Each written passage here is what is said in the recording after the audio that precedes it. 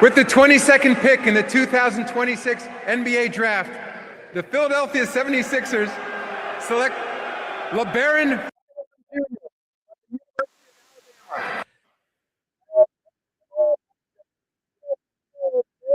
Commissioner, there is the newest 76er. They take a guard to replace the guard they traded away.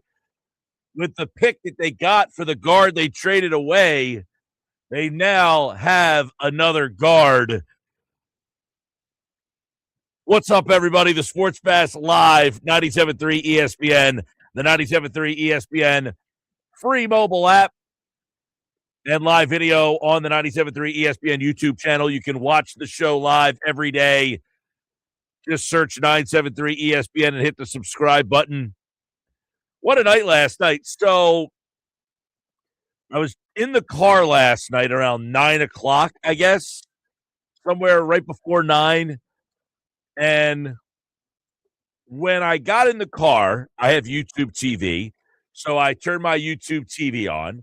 And the first thing that came up on my algorithm was the draft. So I clicked on the draft to see where they were in the draft. And it was only like pick 5, 6, somewhere around there. Like, it was not very far along in the draft. I then said, oh, the Phillies game's got to still be going on here. And I flipped over to the Phillies game. At that point, it was 8-6 Washington. They had just hit a 3-run homer to take the lead, and now they have an 8-6 lead in the 8th inning. So I went back to the draft when they went to commercial. And by the time I got home, when I went into the house, I turned the TV on, and I went to the draft. I went back to the Phillies, and they were in a commercial. I flipped back to the draft. I'm watching the draft for a little while longer. And I said, oh, I forgot about the Phillies. So I flipped back to the Phillies.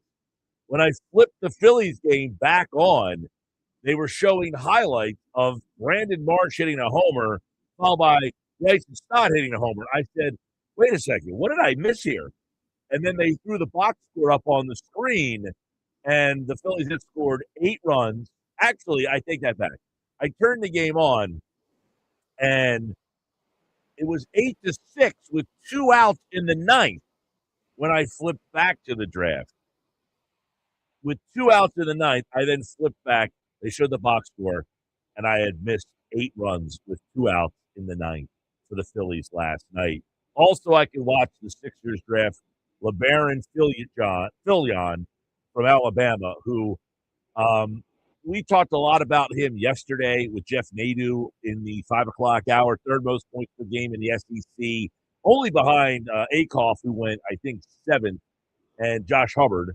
You had 725 points by Philon last year, which was the third most in the history of the Alabama program. 4th highest scoring average in a season in program history. Look, this kid can score. There's no doubt about it. The initial thing that I asked was, is he too small? He is a 6'2", 6'3" guard. He's a 6'2", 6'3" kind of scoring guard, very similar to what you already have in Tyrese Maxey.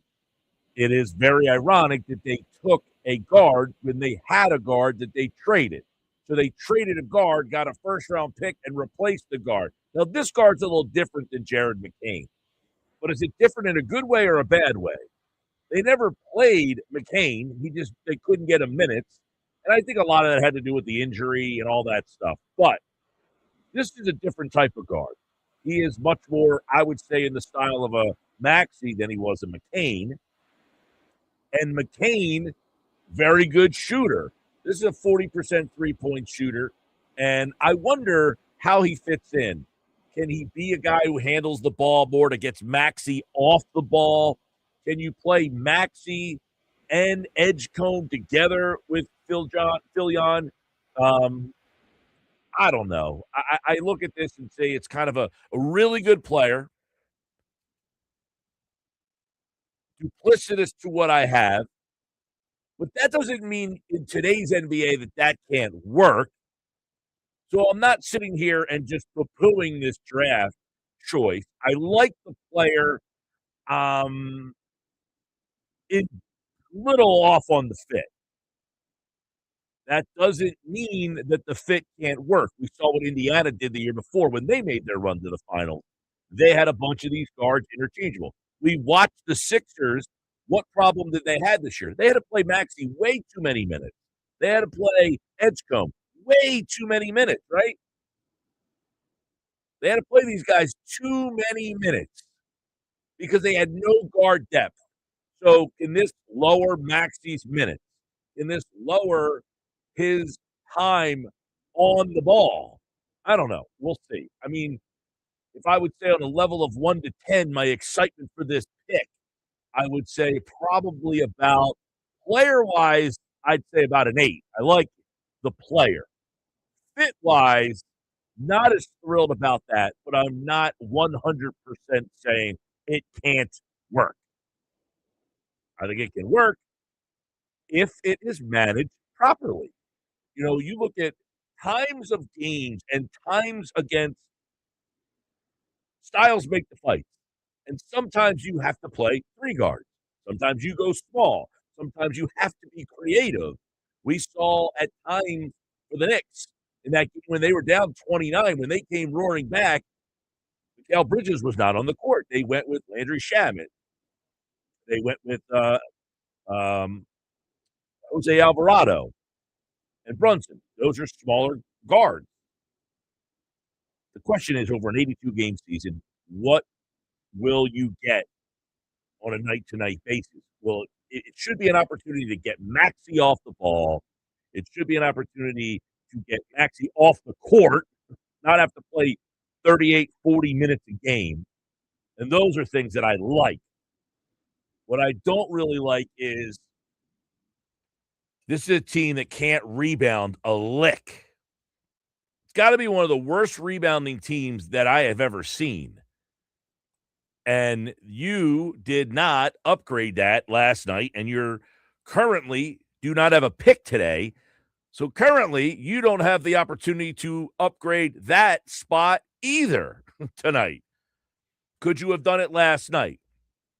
Well, when your pick came up, could you have gotten a player that would help you in that role? Possibly. The Houston kid, Senac, was there. Could have gone that direction. A lot of people like Carr from Baylor, not as a big-time rebounder.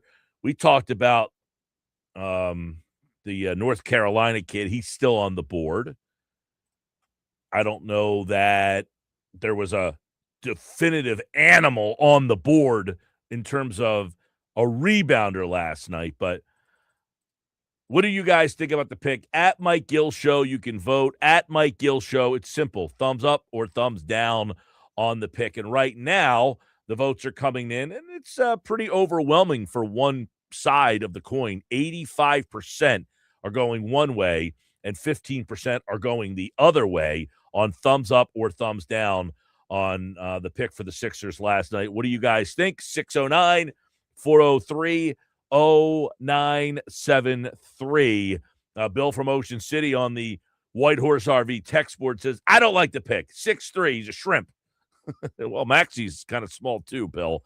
That doesn't mean if you're small, you can't play. You know, there's a guy, his name is Jalen. Try to help me out with this guy's name. Plays for the Knicks. Oh, you mean the left-handed guy? Yes. What's his last name? He went to Villanova, right? That's right. Oh, is it Brunson? Brunson. Yes. Jalen Brunson is 6'2", and we were told he was too slow, too small, and couldn't play. I just watched him pretty much dominate the entire playoff. So, Bill in Ocean City, I would expand your mind a little bit and wonder, now, is this guy Jalen Brunson? Not necessarily, but to just poo-poo him because of his height, I think is very unfair. I would say, Bill in Ocean City, it would be more fair to say, I like the player, I'm not sure of the fit because I have duplicitous sized guards. Maxey, 6'2", not the biggest guy in the world. So I would ask the question, Bill, do I think the player can't play? No. I think the player is going to be a fine player. I would ask the question, though, do I legitimately think that two guards of 6'2" on the same team could play a lot of minutes together? And I have a problem with that because defensively, what do you look like? What do you look like defensively with two guys, 6'2", 6'3"? I think if you're looking for someone to measure Philon and look at his top level size, you might get a guy say he's 6'4". Regardless, he's not very big. And to put him and Maxey and Edgecombe all on the floor at the same time, you're going to have a pretty small group of guys that already can't rebound very well. I think the problem with this conversation is I think that whether we like it or not, the Sixers did not draft for need. They drafted best player available. I think that Philon was a guy who people thought was going to be drafted way earlier than he was. He was dropping. And from my perspective, it felt like the Sixers were saying, this guy, we have to pick him. He is somebody that other teams should have picked. He fell to us. And I think he's going to be your backup point guard next year, Mike. I think he's a guy who comes off the bench. He could be a Jason Terry type. I think, listen, if your intention is we needed more depth, we saw in the playoffs last year we didn't have enough guard depth. That was evident. I think that is a fair way to go about and look at, hey, we need more guard depth. No question about it. There's no question. So if you told me this guy is a Vinnie Johnson super sub microwave coming off the bench scoring, that's fine. How many minutes is that guy getting for you, and what kind of fit is he as, look, this guy's coming off the bench. He's going to play 22 minutes a game, and he's going to spell Maxey so that Maxey doesn't have to play 38 minutes, and he's going to spell Edgecombe because Edgecombe probably played too many minutes last year. Right. So he's going to be able to play a little bit with Edgecombe, maybe not as much with Maxey, but now Maxey can take 15 to 20 minutes a night off the court. I will say I think that Philon is a more natural point guard than Maxey is, so maybe Maxey can play off ball with him, and maybe that's where it works. I see the question on the YouTube stream where someone's saying, hope this guy can defend. He was a good defender at Alabama. He was a guy who got steals, got turnovers, frustrated other teams' guards. So I do think he can be maybe not a defensive stalwart, but he is a good defender. Jeff in Summers Point says we needed another guard in the playoffs, which we did not have. I think he's going to be a great fit off the bench, even run all three guards for 10 minutes a game, hoping he's going to fit in. I think he says he is going to fit in just fine. Good pick. That's from Jeff in Summers Point. Look, I'm leaning more towards, I hope Nick Nurse has more of an open mind on using this guard than he did Jared McCain. Now, the one thing about the McCain thing that I'm not going to 100% kill him on is this. McCain did get an opportunity to play after the injury, and he did not play well. When he was starting to come back and play a little bit more consistently, I thought he was playing better, and then they traded him. So maybe Nurse was about to say, look, we're going to start ramping him up. I'm getting some more confidence in him. But to be fair, when Nurse did use McCain early in the year, I think the knee was not ready. Then he had the thumb injury, and I just don't think he played very well. So all of that, I'm hopeful that Nurse will give this player more of an opportunity than he gave to McCain last year. And I think he will. I think that, remember when Gansey was first hired, he talked about how highly he thought of Nick Nurse. And we had asked the question before, hey, whoever you bring in, how are they going to feel about the head coach? I'm going to work under the assumption that while Mike Gansey and Jameer Nelson, all those guys made the final decision on the pick, I would assume the Nick Nurse has some input on it.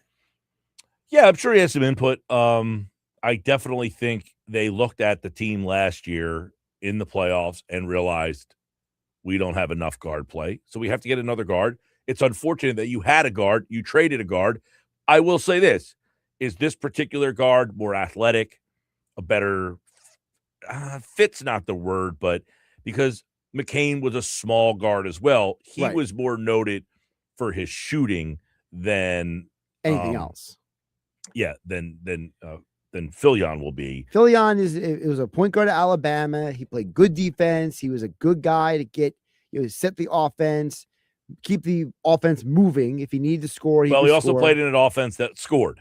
Right. They scored a lot. I mean, they were up and down, and he was the trigger man for that offense. He averaged 22 points, 3.5 rebounds, 5 assists, almost a steal and a half. He hit almost 3 3-pointers a game. He shot over 40% from 3-point range. That's why very, very, very productive player. That's why I love the comp to Jason Terry that I've seen online from different analysts, where it's like, this guy screams Jason Terry. They're right. He's a guy who can score. He can play as point guard. He can play some defense. He gives you a little bit of what you need.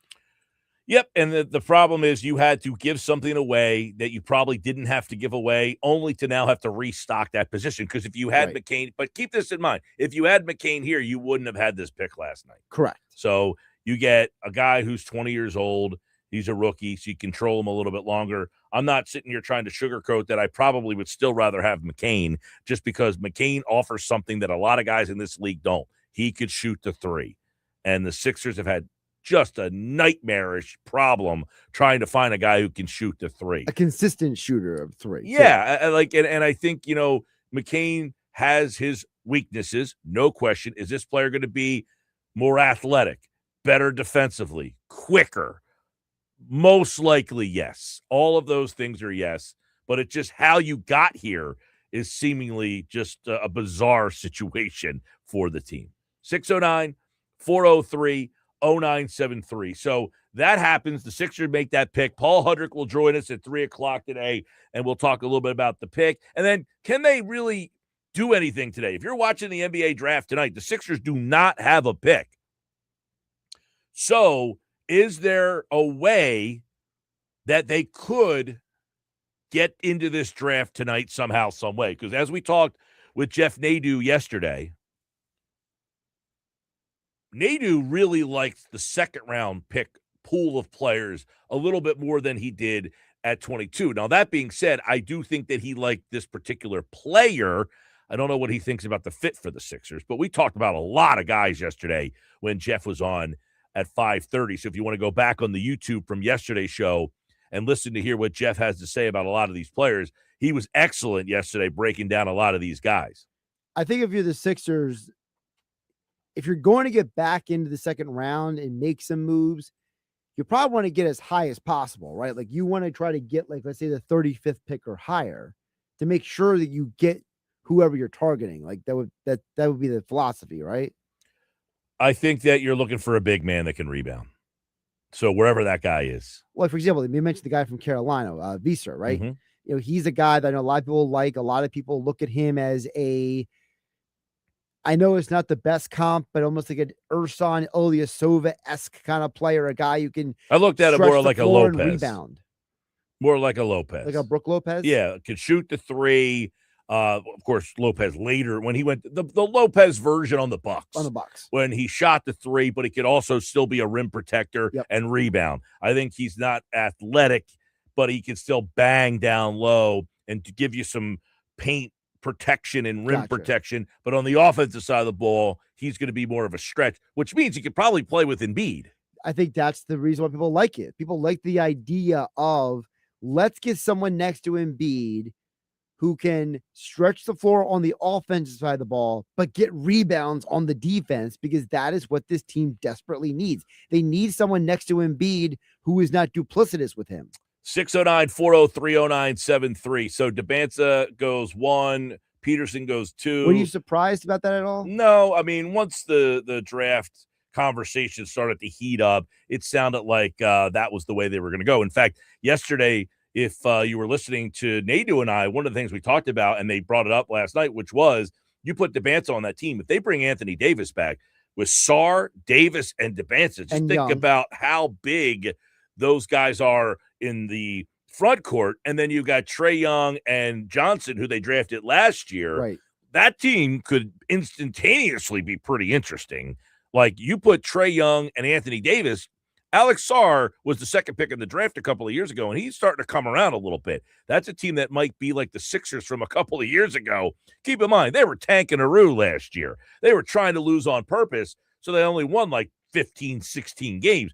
They could go from like whatever they won last year to like 50 if that thing all gels and comes together. I don't know what's going to happen with Anthony Davis, though. That's the big thing there.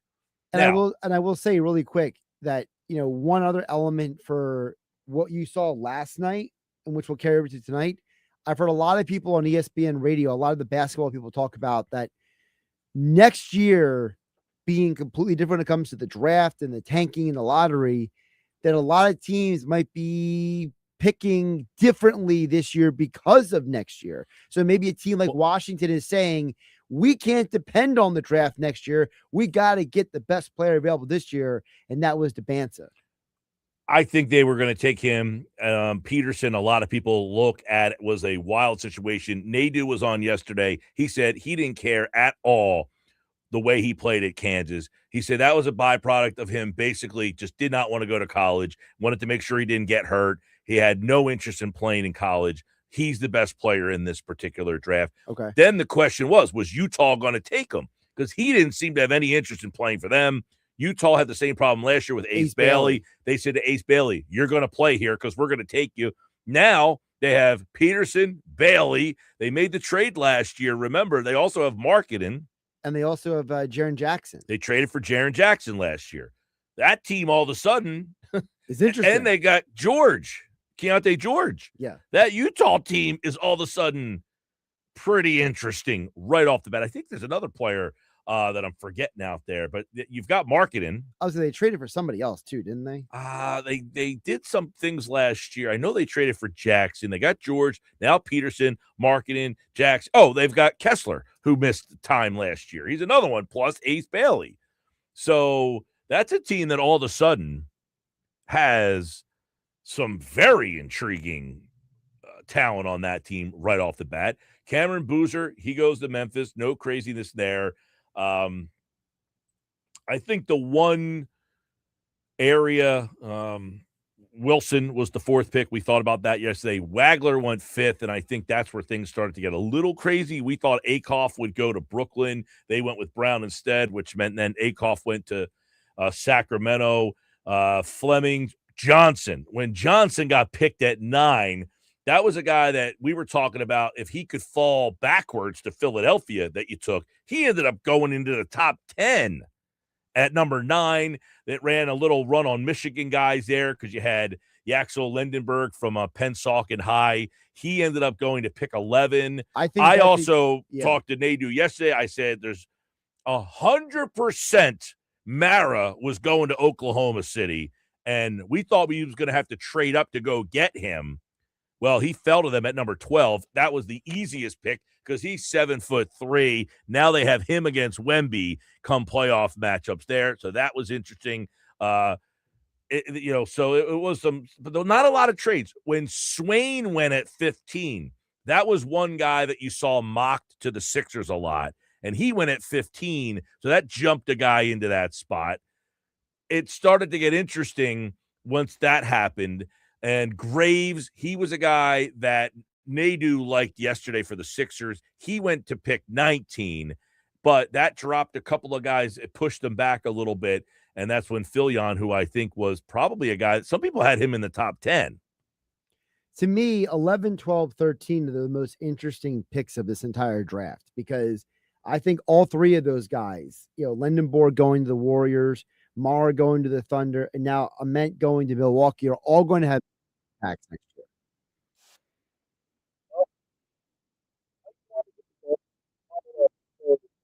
Sixers were on the board at 22. Carr from Baylor was on the board.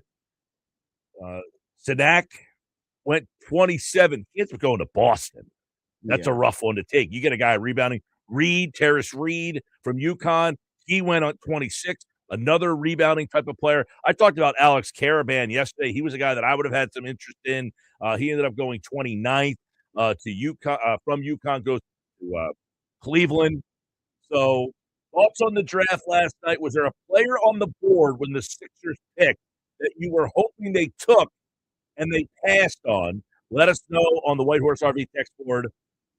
We'll talk to Paul Hudrick at 3 o'clock when we come back. It was a wild night for the Sixers last night, but it was even a crazier night for the Phillies. Could it be a signature moment game for the Phillies? We'll dive into that and more coming up. We'll get Mike McGarry's take on the draft. Paul Hudrick at 3. Phillies Fastball. Dave Gallagher is back for his weekly chat at 5 o'clock tonight. And you guys out there, 609 403 0973. More Bash on the way.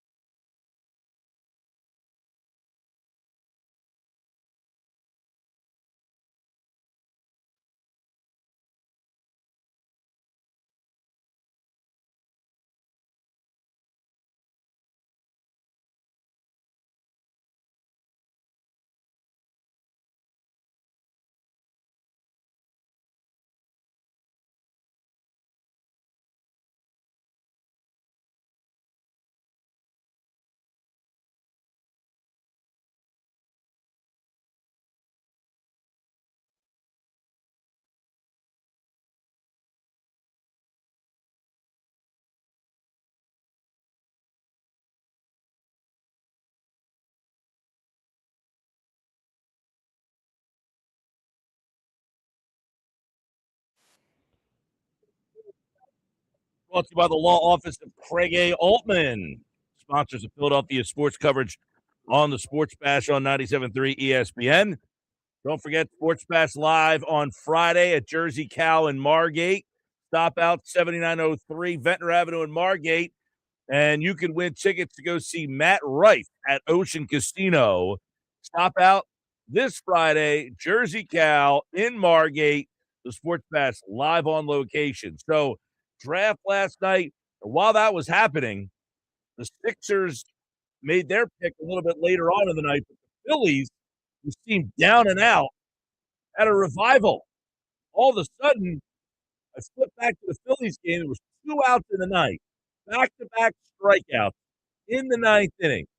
Game, set, match. No pulse. And then, holy mackerel, Brandon Marsh home run. Bryson Stott home run. What am I watching here? The Phillies come back. They scored 8 in the 9th. They beat the Nationals after 2 guys strike out. 10 straight batters reach base. Mike McGarry from the Press of Atlantic City joins me now. That's the kind of win over the course of 162. Not many stand out. But if you look back and end up winning the division by a game or something, you're only 5.5 now. That's the kind of game that you remember. Yeah, in any season when a team, wins a division or goes to the playoffs, there's probably, and you're right, there's probably no more than, 5 or 6, maybe 7 games that kind of, you can recall or stick out, at the end of the season. You can list them off the top of your head. And that's one of them. That's the great thing about baseball. It's a Tuesday night in June. Doesn't seem like anything's going on. Doesn't seem like the Phillies have much going on. And you're right.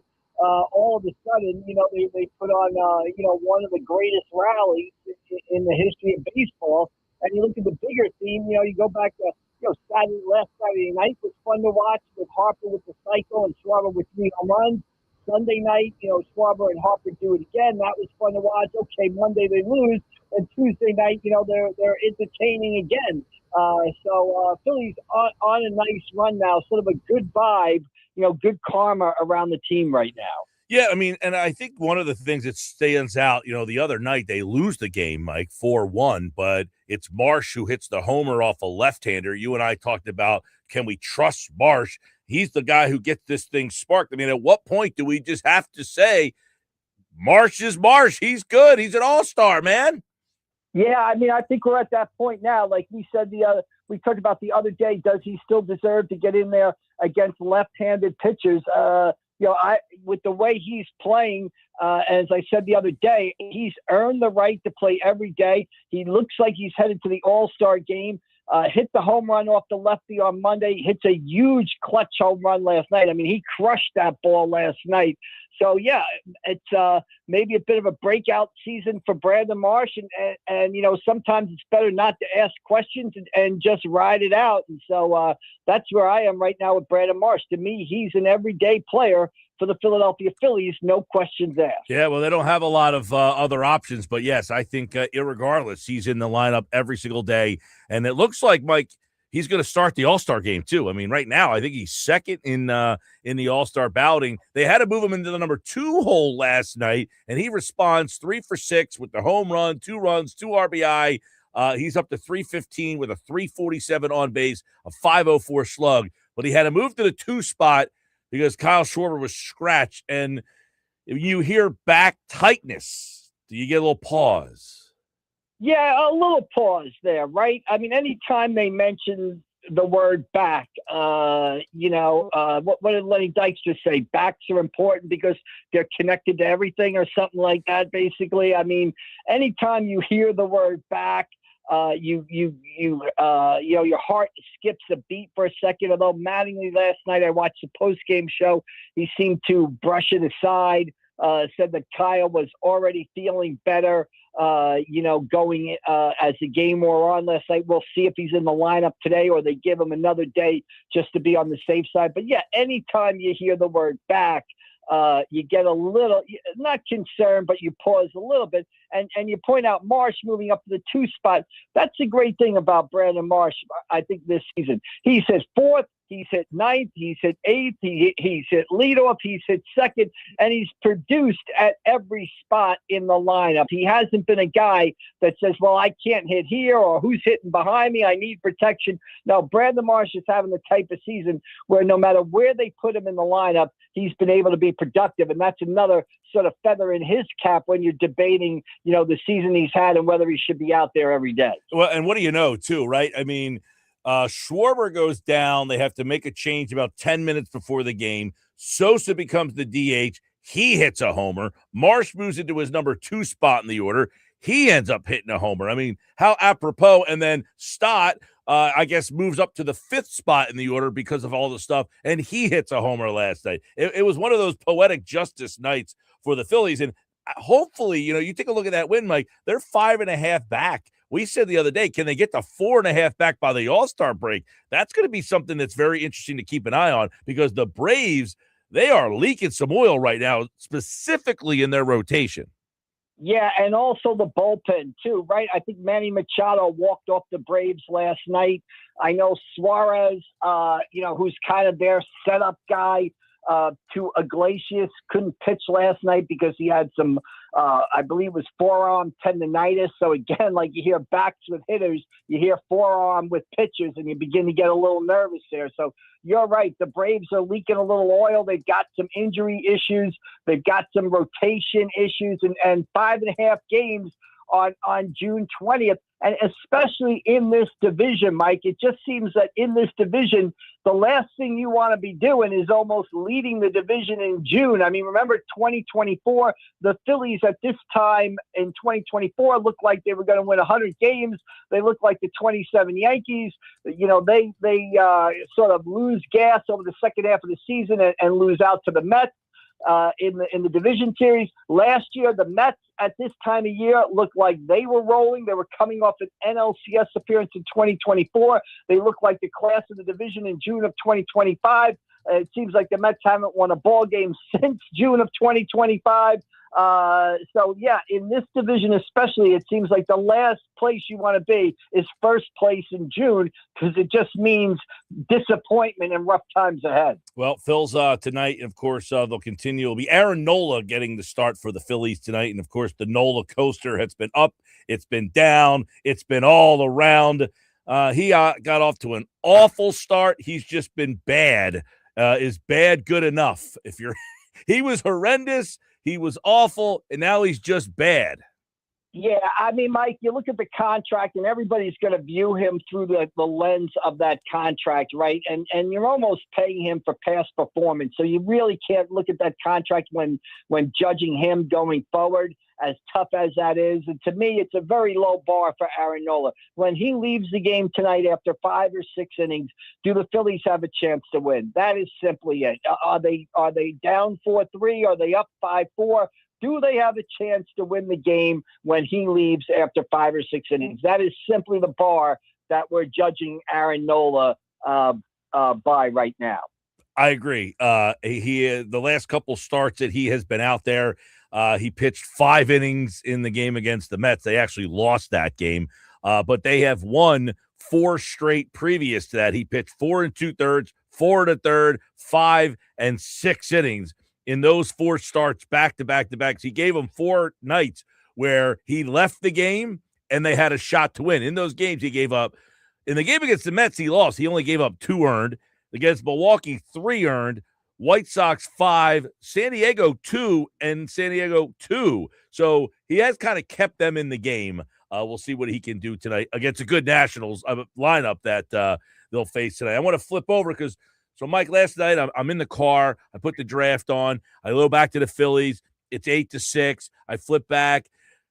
I go to the draft. I go back to the Phillies. There's 2 outs and nobody on. I go back to the draft. And then I turn back, and I found out the Phillies come back and win. Now I'm back into the draft mode, and I see the Sixers, and I see them draft a 6'2" guard. And I say, does this man fit? When they make that pick, are you scratching your head, or are you excited about how he could add to this Sixers team? Well, a little of both, all right? Obviously, there's the question about how many guards how many 6'2", 6'3" guards you can play with in the NBA, right? That's a basic question. So you look at the Knicks model. They have a 6'2" guard who's probably not even 6'2", and they surrounded him with size and shooting, and that worked out pretty well for the Knicks. You can see the 76ers with Tyrese Maxey kind of building on the same sort of blueprint that the Knicks put out there for how to succeed with a small guard as really your top player. Philon does not fit the mold of a wing type player, a 6'6", 6'7" type of guy. But, I'm not going to pretend to be an expert on him. I watched a handful of Alabama games this season. Obviously, you read up on him. He's an outstanding ball handler, which is something that the 76ers really don't have. You have a guy that I would suspect he would come in and probably be like a six-man, maybe be the point guard for the second unit, maybe provide some scoring for that second unit too, so he fits in there. But most of all, Mike, I think where the 76ers are, and again, I go back to, watching the Knicks play out over the last 5 or 6 years, they just need talented players. They just need to add talented players. So is Philon a guy much like the Knicks drafting R.J. Barrett or Quigley, and then they use those guys to trade to get Anunoby in here, and then you're building a championship roster. So I just think where the 76ers are, where they were picking in the draft, ideally you would have liked a 6'7" wing in here. That guy wasn't available. It's a guard-heavy draft. Take the guy, and perhaps you can build assets, and who knows when they're absolutely ready to contend for a championship. Is he on the team or not? Who knows? But maybe he's a piece that gets you a piece that you need. So, yeah, again, to me, they just need to add talented players. I'll ask you this. Giannis gets traded to the Heat.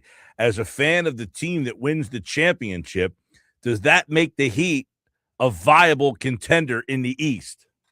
Well, I think, when you put Giannis and Bam together, now I've got to see what else, the Godfather, Pat Riley, is going to do down there in Miami, what pieces he is going to add around there. But if I was going to start, building an NBA team that could contend for a championship, I think Giannis and Bam is a good place to start. Interested to see, who they keep. Are they able to keep Norman Powell, or does Powell cost them too much and he's got to walk? Like, what do they add around him? What it does is sort of fascinate me, because maybe we'll go back to those, Miami Heat Knicks rivalries of the late 90s, which were so entertaining and fun to watch and good for the league also. But obviously Giannis and Bam, you've got my attention. Now I want to see what else you're able to put around those guys.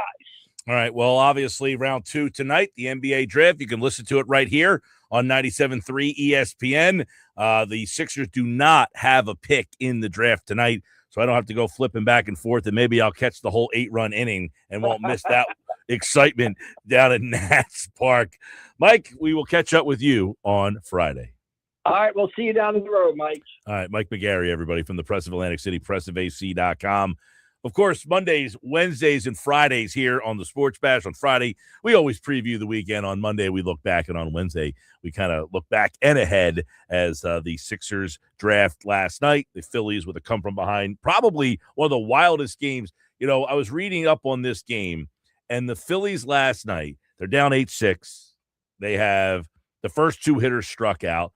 10 straight hitters reach base to score 8 runs. It's the first team since 1961 to enter the 9th inning, have its first 2 batters retired, and then get 10 straight batters on base and leave that inning with the lead in the 9th inning. You're going back to 1961. It's never happened. They scored 13 of their 14 runs last night with 2 outs. That's something there. Second highest scoring game of the season. You know what I thought was the funniest part of the night, though? They could have stopped at 13 to win somebody a $100 gift card to Chachi's 13th floor, but unfortunately, they stepped on the gas and went right past 30 and ended up at 14. So when the Phillies lineup is out today, we'll play again for a chance at $100 gift card from Chachi's 13th floor. We'll see if the great Kyle Schwarber is in the lineup tonight. Coming up, Paul Hudrick in 13 minutes tells us about the Sixers strategy last night and the fit for Phil Young and whether or not he thinks there's something that could happen tonight for the 76ers. Sports Pass Live 97.3 ESPN. A poll question is up at Mike Gill Show. You can vote at Mike Gill Show on the Twitter X platform. Simple question. Thumbs up or thumbs down for the Sixers pick last night? We'll see what you guys are saying. We'll see what the staff is saying. All that and more on the Sports Pass Live on 97.3 ESPN.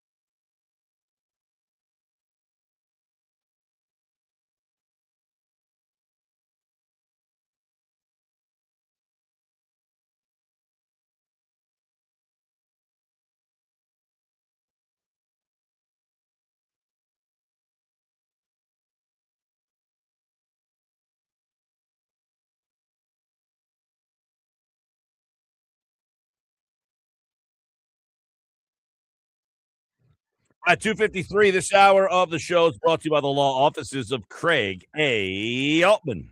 You need a game plan if you get into a car accident, an injury, or work, a slip and fall. Don't leave your fate to the insurance company. Call 856-327-8899. Yes, the law offices of Craig A. Altman, located right here in South Jersey and Vineland. They have the tough lawyers, handle the tough cases. Get a free consultation right now at CraigAltmanLaw.com. All right, we got the poll question up, Josh, at Mike Gill Show. Here we go. Simple question today. Philon Jr. for the Sixers, pick 22. Thumbs up or thumbs down? 79% are going one way. 20% are going the other way. It's actually 79.5 and 20.5. I know if I said 79 and 20, people are going to tell me that that doesn't add up. So that's the voting right now. 79.5%, 20.5%. Which is going where? And what did you vote for? I voted thumbs up. To me, this was about them picking best player available. Didn't matter what I think. I think the Sixers said we have the best player available on the board. By the way, it just moved 80.9, 19.1. It's about 80-20 right now. Hey, what do you think? Good question. I think most people like that. I'm gonna guess that. 80% right now say thumbs up on the pick, and Right. only 20% giving the pick a thumbs down. I am blown away by the 80-20 split now. Only Cumberland, Salem County, a couple more counties we're still counting. We got This is Karnacki- California here. Karnacki's We on the count very board. slow. If Karnacki's on the board, he's showing us on all the precincts reporting it. It's a very slow count here. The votes come in. We take 4 hours to put those votes together. All right. Very slow count here on the Sports Bash. Coming up, Paul joins us to tell us what he thinks the Sixers will do with their new toy. Will he fit in and play a lot? Depth, trade, and what about tonight? Can they get back into the second round tonight? What does this deal, this draft choice, I should say, signify for the Sixers? It's a Sports Bash live, 97.3 ESPN, the 97.3 ESPN's free mobile app, and live video streaming on the 97.3 ESPN YouTube channel. Head to youtube.com, search 973 ESPN. Watch the show and subscribe right now.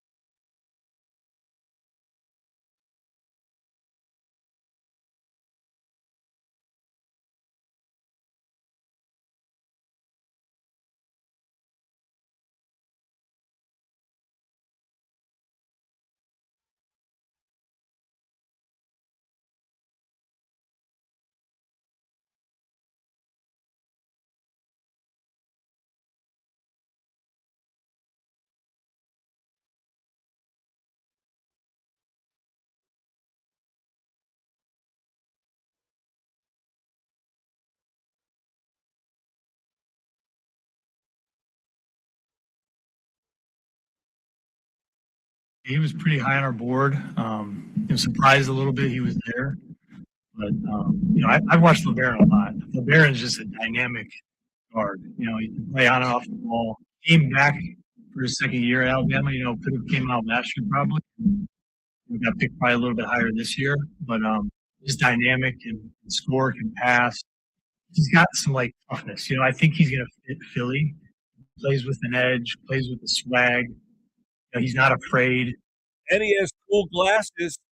Don't forget that, Mike Gansey. That was Mike Gansey last night on what the Sixers like about Philon, who they take at number 22 overall. Like the player, what about the fit? It's a very intriguing fit here. A smallish guard, playmaker, and he did talk about the end of the draft last year. He was told that he needed to work on his playmaking skills. And that's essentially why he went back to Alabama. And now he is with Philadelphia as a 20-year-old player in the NBA. Paul Hudrick, Liberty Ballers is here. Let's take a look at what his reaction is to this fit. This as the Sixers, they traded a guard, they got a pick, and then replaced the guard that they traded with the pick that they got there. What do you think about this particular guard with this particular roster, Paul? In a vacuum, Labaron Philon is just a really good player who probably had no business going this late in the draft. He's a guy we didn't. It's funny because I told you this about Tyrese Maxey too. Not comparing them, but years ago when Tyrese Maxey was in the draft, I didn't even do a profile on him because I thought there was no way he'd get there to 21.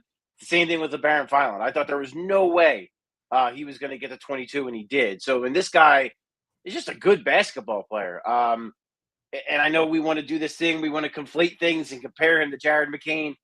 The comparison stops that they're both small guards. They're completely different basketball players. Completely different.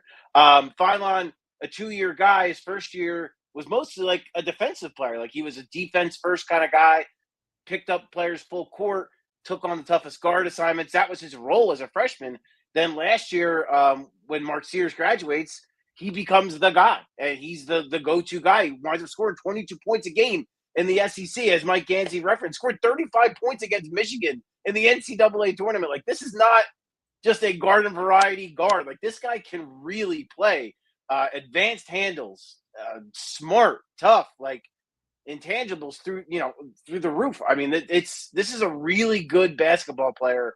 As far as where he fits, look, we all saw Tyrese Maxey lead the NBA in minutes. We saw VJ Edgecombe as a rookie lead all rookies in minutes. We saw what happened in the playoffs when they didn't have another reliable guard, another reliable shot creator.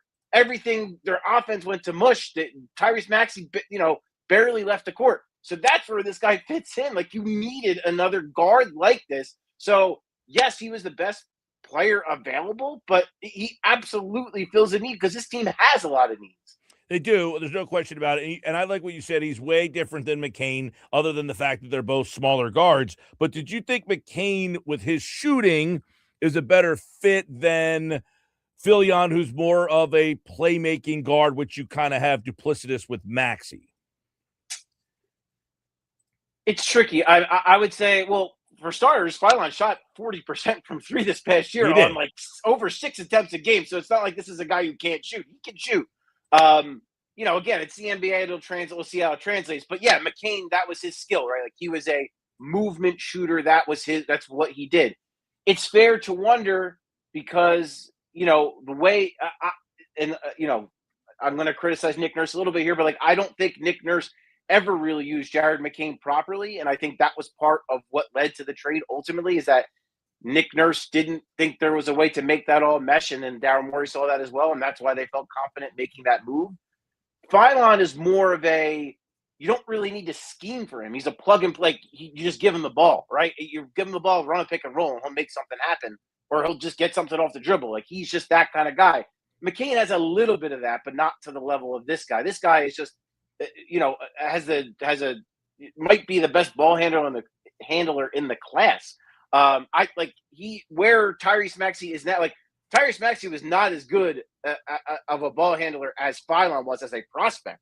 He's already more advanced in that regard. Now, Philon's not nearly as explosive or as fast as Maxey, but the handle is much more advanced. The processing, the play in the pick and roll is more advanced than Maxey as well. Because if you remember, Maxey was a combo guard more so coming out. Philon got this whole year as kind of the guy. So I think there's certainly an argument to be made that Philon is, and I think the Sixers for sure think Philon is a better fit with Maxey, with Edgecombe, and with this roster. Yeah, Paul Hudrick, Liberty Ballers, good breakdown there. You're right, because, the one thing is, okay, very similar in size, ball handler, playmaker. Is this a sign that they realize, man, we got to get Maxey off the ball a little bit more, and he's playing way too many minutes? I mean, is that like them realizing this guy can come in, get Maxey, maybe play off the ball? The two of them together is going to be challenging probably on the defensive end, but he can play with Edgecombe and let Maxey sit for a little longer. It almost feels like you said, let's focus on finding a guy that can come off the bench and give us some go. Yeah, look, I thought a couple things. One, I thought Mike Gansey, what I liked is that he was pretty transparent. He's been pretty transparent about where the roster is and that it needs work. They need depth 1 through 5. And he said, look, Labaron Philon happened to be the guy. If the best player on the board at 22 was a wing or a big, we would have taken that wing or that big. So I don't think it's necessarily about this, like they were going into the draft looking for this type of player. But I do think, to your point, Mike, they knew this was a need. They knew they needed another lead guard that can allow Tyrese Maxey to play off the ball, where he's very good, right? He's a very good off-the-ball player, can do some of that movement shooting stuff, can find it, go through screens, do some of the stuff that Allen Iverson did here once upon a time, and just kind of run around the court and do all that. Edgecombe allowed him to do that to an extent, but I also don't know if you – and I thought VJ was pretty good in that role, but, I don't know if that's what you want him to be, if that makes sense, whereas Philon already is that. So I think from that perspective, yeah. But again, I just think the view of the roster is they needed depth at every position. So whoever was going to be there, whoever was going to be the best guy at 22, they were going to feel comfortable taking because they know whichever position he played, he was going to fit a need. So you're watching the draft, Paul. Give our listeners a little lens as someone who's covering the draft and watching the draft for Liberty Ballers last night. He's there. Are you running to the podium, or was there someone else that you were kind of like, I don't know? Because I do, know that a lot of people were like, they need a rebounder. They probably could use a guy who's a little bigger. So what was kind of the way you were watching 22 unfold there? Once I saw who was available, it was him or Cam Carr from Baylor. Those are the two guys I thought made the most sense in that spot. I'm a big Zuby Ejiofor guy as well, but I also understand he went literally the next pick, and some people might have considered that a little bit of a reach. But I did love the player. So, but to me, Philon and Carr were the two best guys. They were the two guys that probably slipped. But I thought Philon, what he has that a guy like Carr doesn't have is Philon could just get his own shot. And we see how important that is in the NBA. We saw how important that is throughout the playoffs. You need guys who can create. You need ball handlers. You need guys who can get into the paint, get those paint touches, and generate those open threes. Carr's got a lot of other great things going for him. He's super long, super athletic, really good shooter. All of those things are true, but his creation ability is just not there. So I think that's why when you look at just both of them side by side, why I would value a guy like Philon more is that creation ability, the ability to make something out of nothing. And defensively, I think it's negligible, the difference. I understand that they guard different positions, but you could make an argument that Philon might be the better on-ball guard defender than Cam Carr was guarding, guards and wings. So, but that's really it, Mike.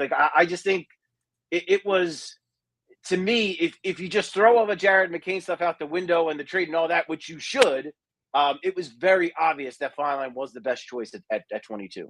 All right, we're talking with Paul Hudrick from Liberty Ballers. Yes, now you've got yourself a little guard depth there. Very interesting to see.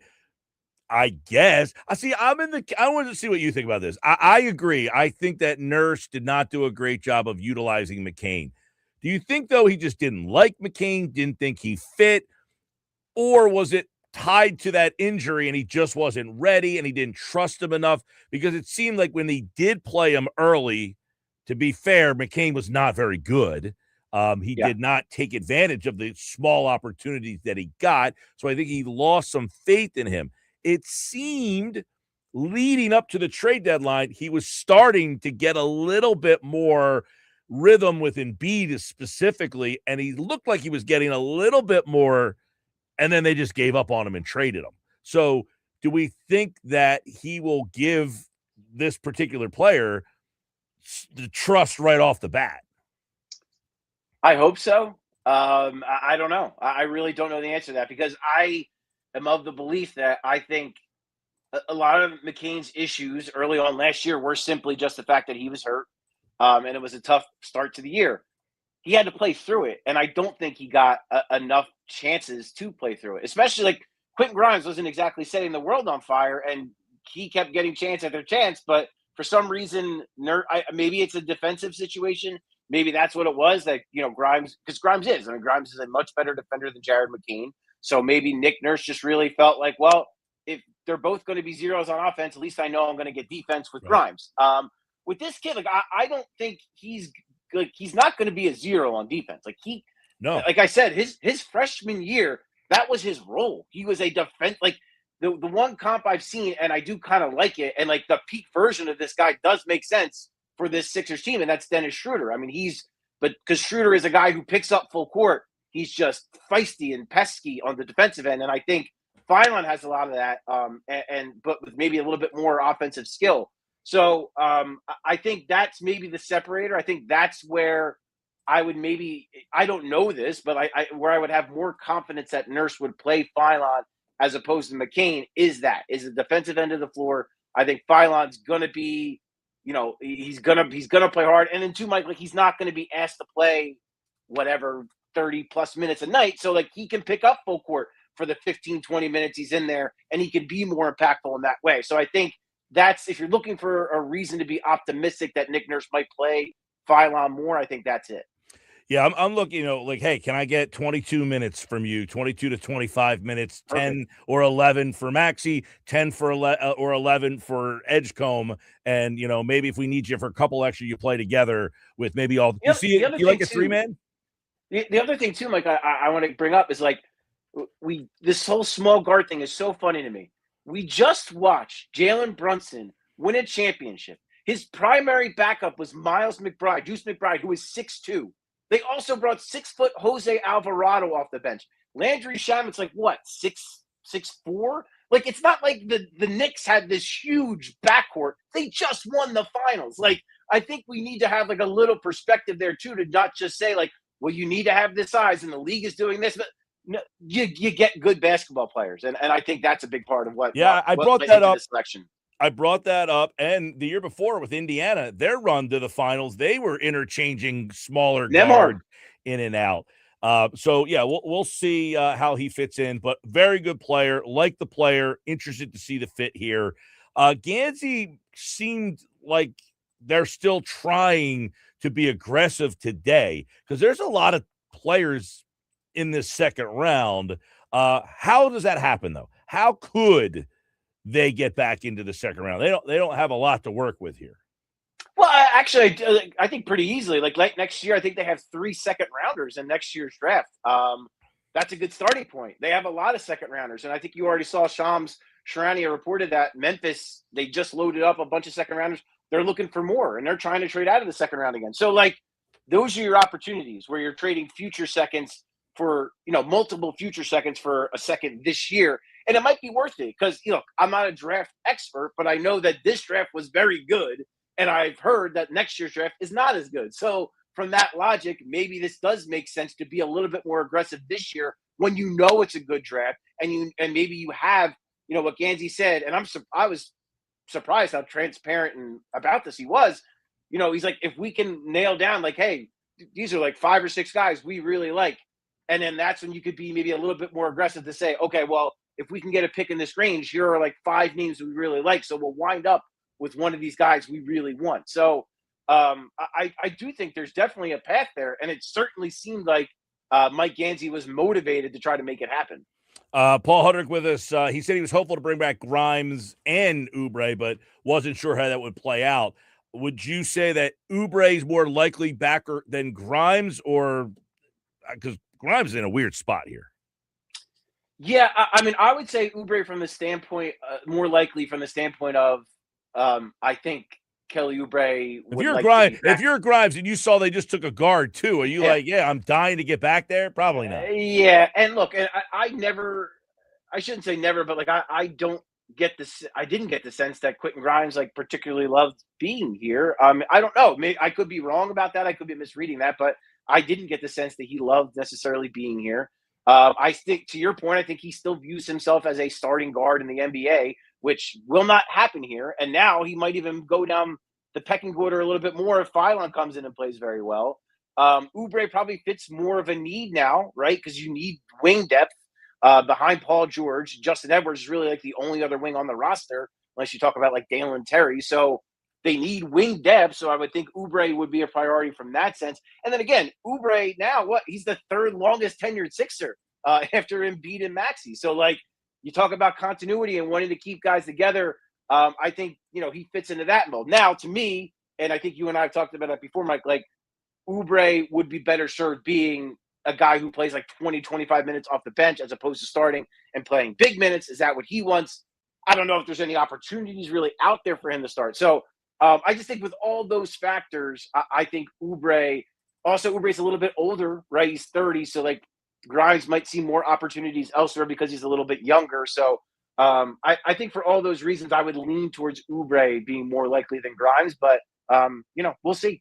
If the Sixers could somehow deal to get in and get Visar, that would be a guy I would target. A guy who could stretch, shoot, bang, rebound, do a little rim protection. It seems like a guy that could be a fit behind Embiid and possibly even play with him because he can shoot.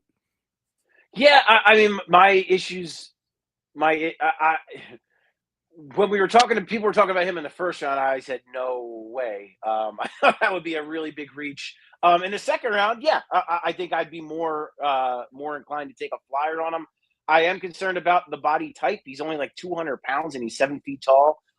So is he a power forward? Is he a center? Is he either of those things? Like you said, he can shoot. He can stretch the floor. Pretty good passer. Pretty good feel. He's actually not a great rebounder, so that's another kind of area of concern if you're going to go with him. But look, like I said, this is a deep draft class. There's a lot of guys that are pretty interesting that could fit that mold. I would like to see them maybe go after some shooting. Look, Isaiah Evans is still on the board. That's a guy who a lot of people had a first round grade on because he was such a great shooter coming out of Duke. If you can get him now, that again as a second rounder, that interests me a lot more than at 22 or even at the back end of the first. Well, we'll see what happens tonight. Mike Gansey will get round 2 tonight with the 76ers. And, of course, you can listen to all the picks right here on 97.3 ESPN. Other than that, quiet night. No picks, right? So we'll see if they work the phones. Otherwise, undrafted guys. Undrafted guys, yes. And then we got one of my favorite 2 weeks of the year. We got the Vegas Summer League coming up. Love Which Philon will be very fun for that, I have a feeling. Yes, he will. That should be a lot of fun. We'll cover plenty of that as well. Paul Hudrick, Liberty Ballers, at Paul Hudrick, everybody. Thanks, man. You got it, man. As always, Paul Hudrick and Liberty Ballers covering all the Sixers stuff for you here. And we have Paul in the Sports Bass Live on 97.3 ESPN. We're talking about the draft choice last night. And, Philon will be a guy who will be fun to watch. He's explosive. He can score. And as Paul said, I think, the best case scenario, 22, 25 minutes, somewhere in that range. He comes off the bench.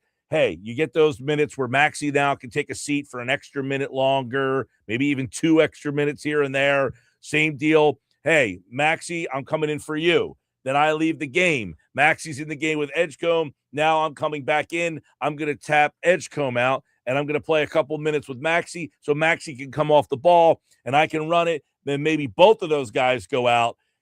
That's where the Grimes thing is very interesting. I don't think Grimes wants to come back and be the 4th guard on a team. No way. So I would think Grimes is probably out. And what does that mean financially?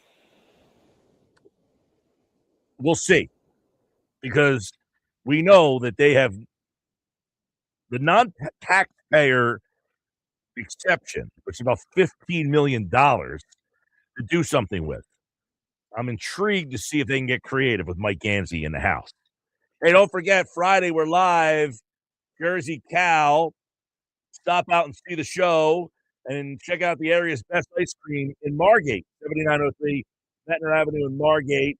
Sports Bash will be there all day Friday, and we're bringing tickets with us to go see comedian Matt Rife at Ocean Casino Resort in Atlantic City. So if you want to stop out and try to win some great tickets, you can do so on Friday's show. Fastball today at 4:30. Nuggets, well, early edition of the Nuggets here on the Sports Bash live on 97.3 ESPN. Phillies have sent out a update on Adolis Garcia. He had surgery. He'll be up 6 to 8 months. That's not anything new, but surgery was today. The Phillies do not have a lineup out yet. Could be coming up on the other side, so stick around because you have a shot to win a $100 gift card to Chachi's 13th floor at Rafici's, coming soon to the White Horse Pike in Absecon. You know the great spot at Rafici's. They're adding Chachi's 13th floor with the Phillies. We'll tell you the lineup when that drops. We got all that and more. But when we come back, it's time for the Nuggets next on the Sports Bash.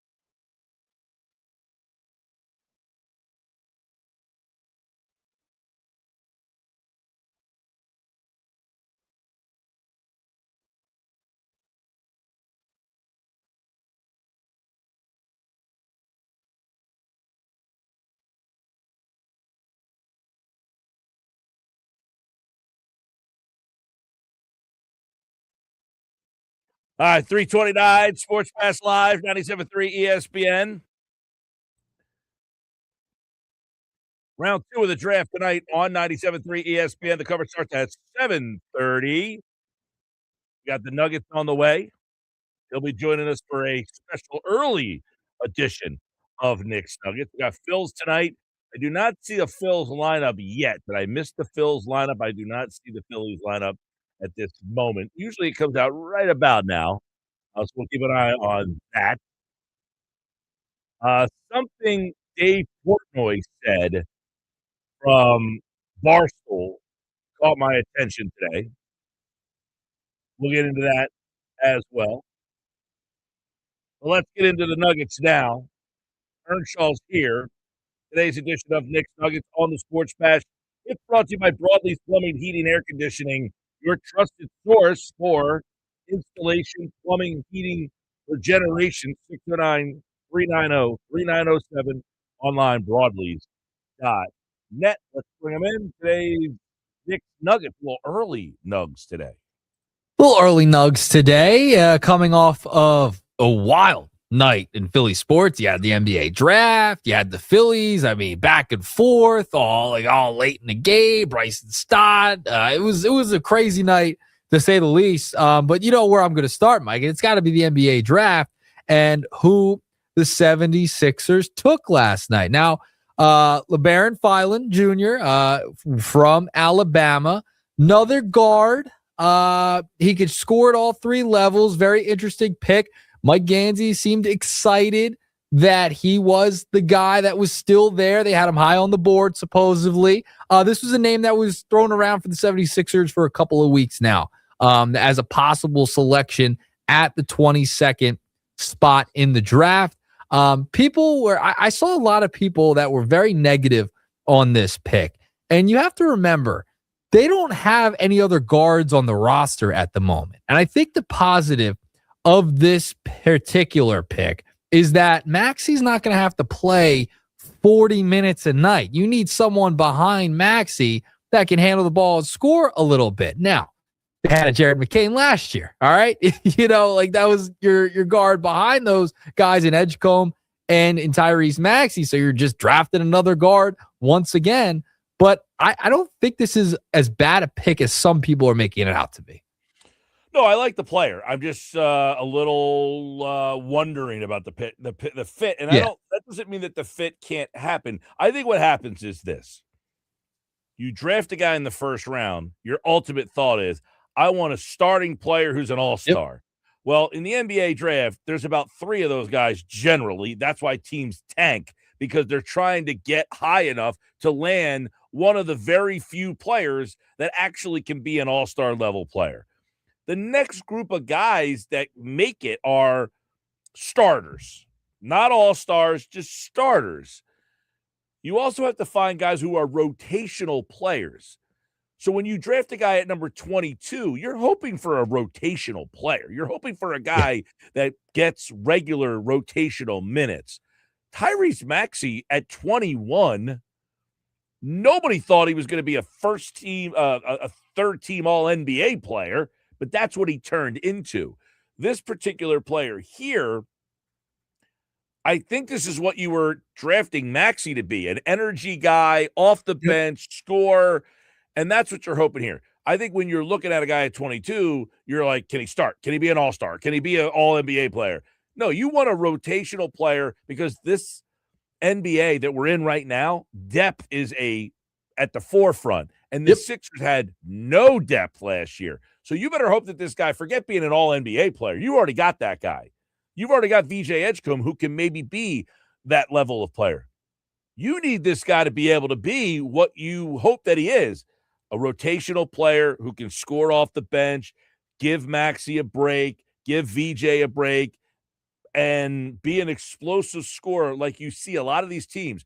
They bring in a guy off the bench, and you're like, my God, we don't have, when you play the Knicks and Deuce McBride comes in and hits a couple of threes and gives you a bunch of energy. The Sixers don't have that guy. When you play against a lot of these teams, they bring that first guy off, and he can score and he can play. And the Sixers just did not have that guy off the bench. maybe this guy can fill that role. So I like the player. The fit is a little peculiar because he's very duplicitous with Maxey. But in today's NBA, I think that's okay. You can have a lot of duplicitous players. Yeah, listen, I don't think it's a bad pick. I think it's a fine pick. I like the player. John Fanta, the world-renowned announcer, up-and-coming announcer, I guess you could say. It's going to be he already is a star. He tweeted out last night, the Sixers hit another home run with Philon. So that's a guy who's around college basketball all the time. He's even go all the podcasts, etc. He's fantastic. Like, he's unbelievable. And he's saying this is a home run of a pick by the 76ers. So listen, I'm very curious to see how the rest of this thing shakes out, because Mike Gansey, there's reports out there that they want to get back into the second round. Mike, is this draft worth trying to get back into the second round, making a move for? Oh, no doubt. If they can go get a guy in the second round in this particular draft, you got to try to do it. I know Isaiah Evans, my guy. They need some rebounding. No, I mean, I know you like Evans. To me, I think they need size. They need rebounding. That's why last night you're like, okay, they took a guard. I like the player. Yep. You didn't fill the need that you really lack, which is rebounding. So that's a spot where I think you can try to get some help, possibly tonight, if possible. I know Terrace Reed went in the first round. He was a guy that I thought you can get high in the second round.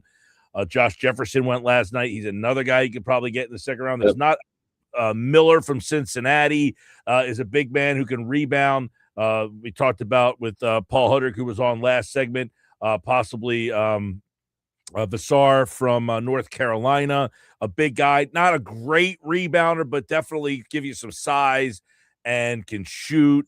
But they got to find a guy that can rebound. And if you can get back in the second round, this is probably the year to try to do it. Yeah, this would be the year. My guy Evans is there, but I think you are right. Like, my guy originally, my top guy was Dalen Swain. He went to the Bulls, 15th overall last night. So he was off the board before they even got to 22. And that was the guy I thought was energy, could rebound. The shot I know was the issue there, but he was someone who could rebound, was always around the ball. And I think what they did was correct. They need a guy like Philon into the roster. I'm curious how it's going to work and how it's going to play out, but I think he would be a nice, solid rotational piece in the next couple of years, and they needed that. Second round, definitely, if they could get back into it, but I don't think they should do everything they can to get back into the second round. I think if the right deal comes across, then you go. No, I disagree. There's a lot of talent, and you have multiple second-round picks in drafts coming up. So if you can take those second-round picks in future drafts, because a lot of these teams now who have second-round picks might say, look, our roster's full. We don't have any more room. We'll take picks down the line. I think the Sixers can call those type of teams and say, look, we have a couple second-round picks next year. We'll give you 2 of those so that we can get back in here. Richie Saunders, another guy, guard, bigger guard, can score, was hurt last year at BYU, but him and DeBanson were playing together, and they were feeding off each other really, really well. He can score. He can shoot. He's a bigger guard, something that they kind of lack, a guy who can play off the bench. But I think if you can get back into tonight, you try to – all right, you do what you can. We'll see. We'll see how it shakes out. I know there's people that love the pick. There's people that hate the pick. Some are indifferent on the pick. It just makes you wonder, where do the Sixers think they are? Unless you get the first, where do they think they are? Unless you have a top 3 pick, generally you're going to be divided. You know, if you're picking 22, most of the people have either A, never seen the guy play, don't know anything about him, and you're just going off of he's a smaller guard, so I don't like him. You've never seen the guy play. You just make a opinion based on what you're reading, hearing, and thinking on size. If you're somebody who thinks that, well, we had a guy text in earlier, Bill in Ocean City, said he's a shrimp, 6'2". I said, well, there was a guy named Brunson. You might have heard of him. He was 6'2". He turned out okay. Your size in today's game is not the be-all, end-all of can you play or can you not play. That is not the line of demarcation. Yep. It's going to be fascinating to see if they do get back in. This is the first test for Mike Gansey, Bob Myers, and co. Going to be fascinating as second round is tonight. All right, Mike Gill. Let's go to nugget number 2. I want to revisit a certain trade that some people didn't love because they traded a catcher, and that is the Brandon Marsh, Logan O'Hoppe trade. Today I was scrolling, and someone did a stat head baseball reference head-to-head matchup between Brandon Marsh and Logan O'Hoppe starting back from 2023. So I went in and did the little old baseball reference head v head, Brandon Marsh versus O'Hoppe. So if you go back to 23, their first full season with the team, Brandon Marsh leads in every single statistical category except for home runs. He leads in WAR, 9.9 to 3.6. He leads in hits, 407 to 290. He leads in RBIs, 201 to 148. Stolen bases, batting average, OBP, slugging, OPS, as well as OPS plus. Now, was this trade worth it, in your opinion, overall, based upon what you've gotten out of Brandon Marsh, even though you lost your top catching prospect that now I don't think the timeline would have matched up anyway, could have replaced JT Realmuto? Well, you obviously, yes, you've got a player who's going to be an all-star and is thriving right now. And Logan O'Hoppe, yeah, I mean, what could have happened if O'Hoppe was still here, he would have been ready now. You wouldn't have had to pay $45 million to bring JT back. That would have been the hope, is that he would have now taken over here when JT was a free agent. He goes, O'Hoppe jumps in. That's where potentially the timeline would have worked out, is that you would have had a major league ready catcher in your system. Right. And I think you won that trade in a couple of different ways. One, Brandon Marsh has been a solid player for you over the past couple of years. Yes, and especially this year where he's going to most likely be an all-star. You also got to a World Series because of Brandon Marsh. He was a big part of that 2022 run after the deadline, after the trade. Those numbers did not include 2022. It was 23 on because it was the first full season.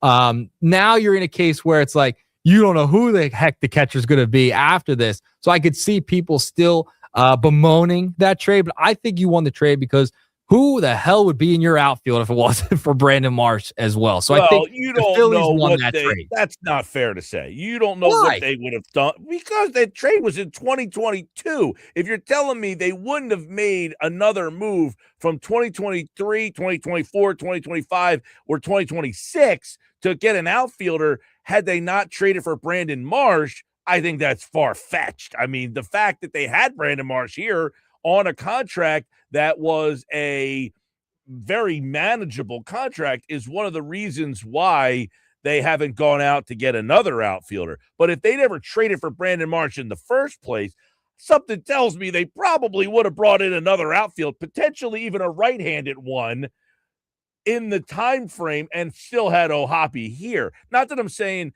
revisionist history to say I would not have made that trade. Of course you make the trade. He helped the team out then.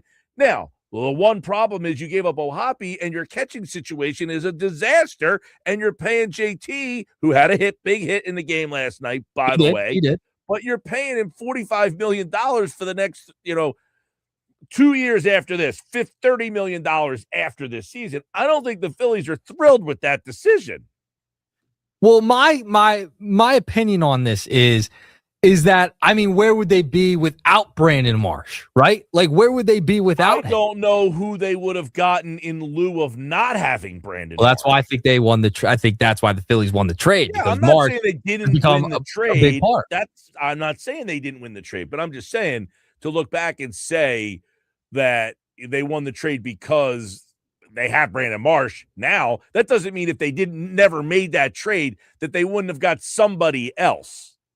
Yeah, but I think Marsh, listen, remember, he came up with a big home run in that NLDS clincher against the Braves in 2022. He's now going to be an all-star this year. It didn't work out with Nick Castellanos. So it's like you're glad you made that move because he's kept that outfield afloat over the course of the past couple years. He's been a big, hear a lot of people.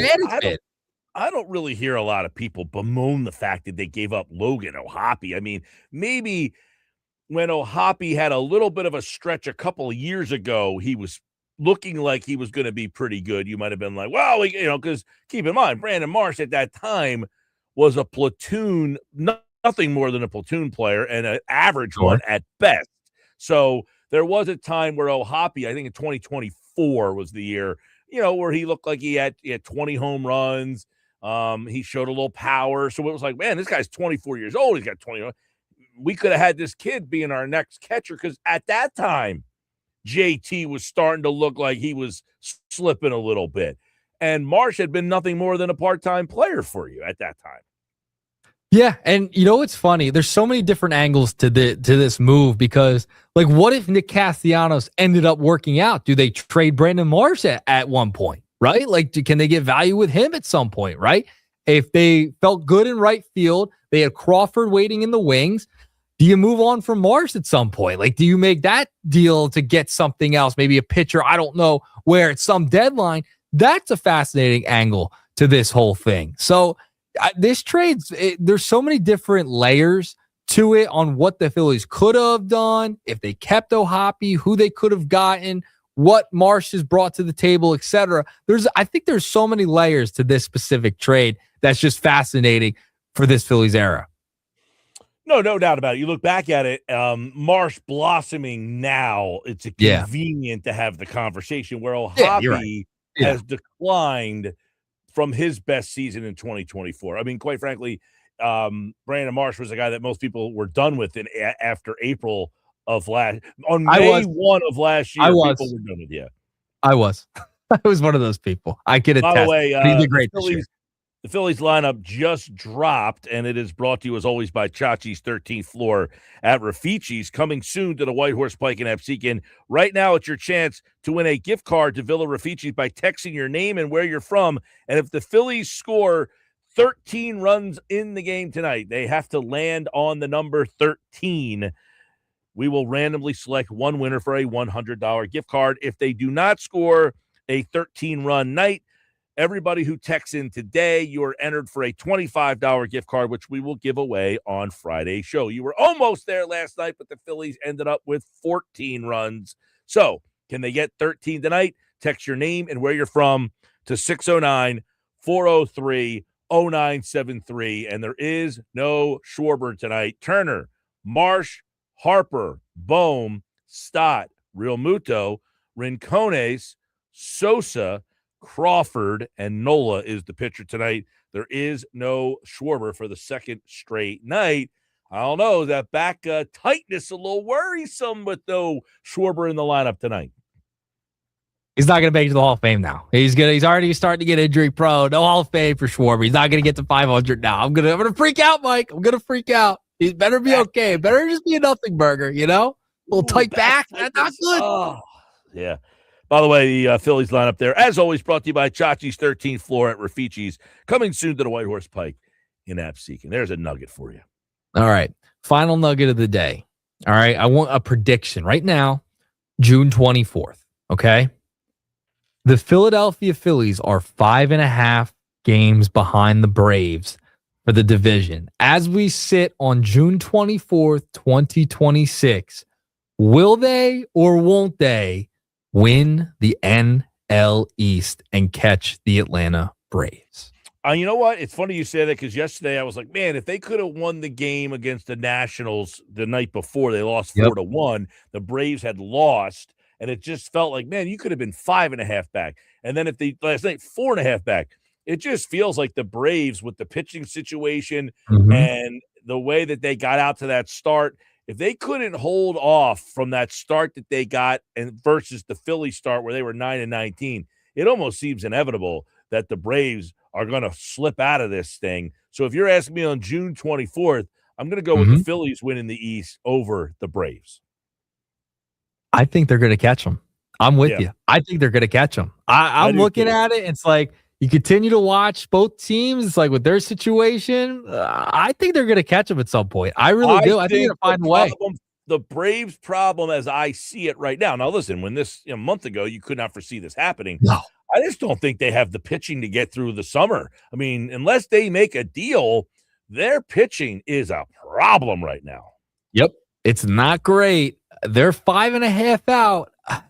I don't know if that's a good thing or a bad thing if they win the division, but you know what? I think they might catch them. I think it's going to happen. On June 24th, my prediction is they will catch them.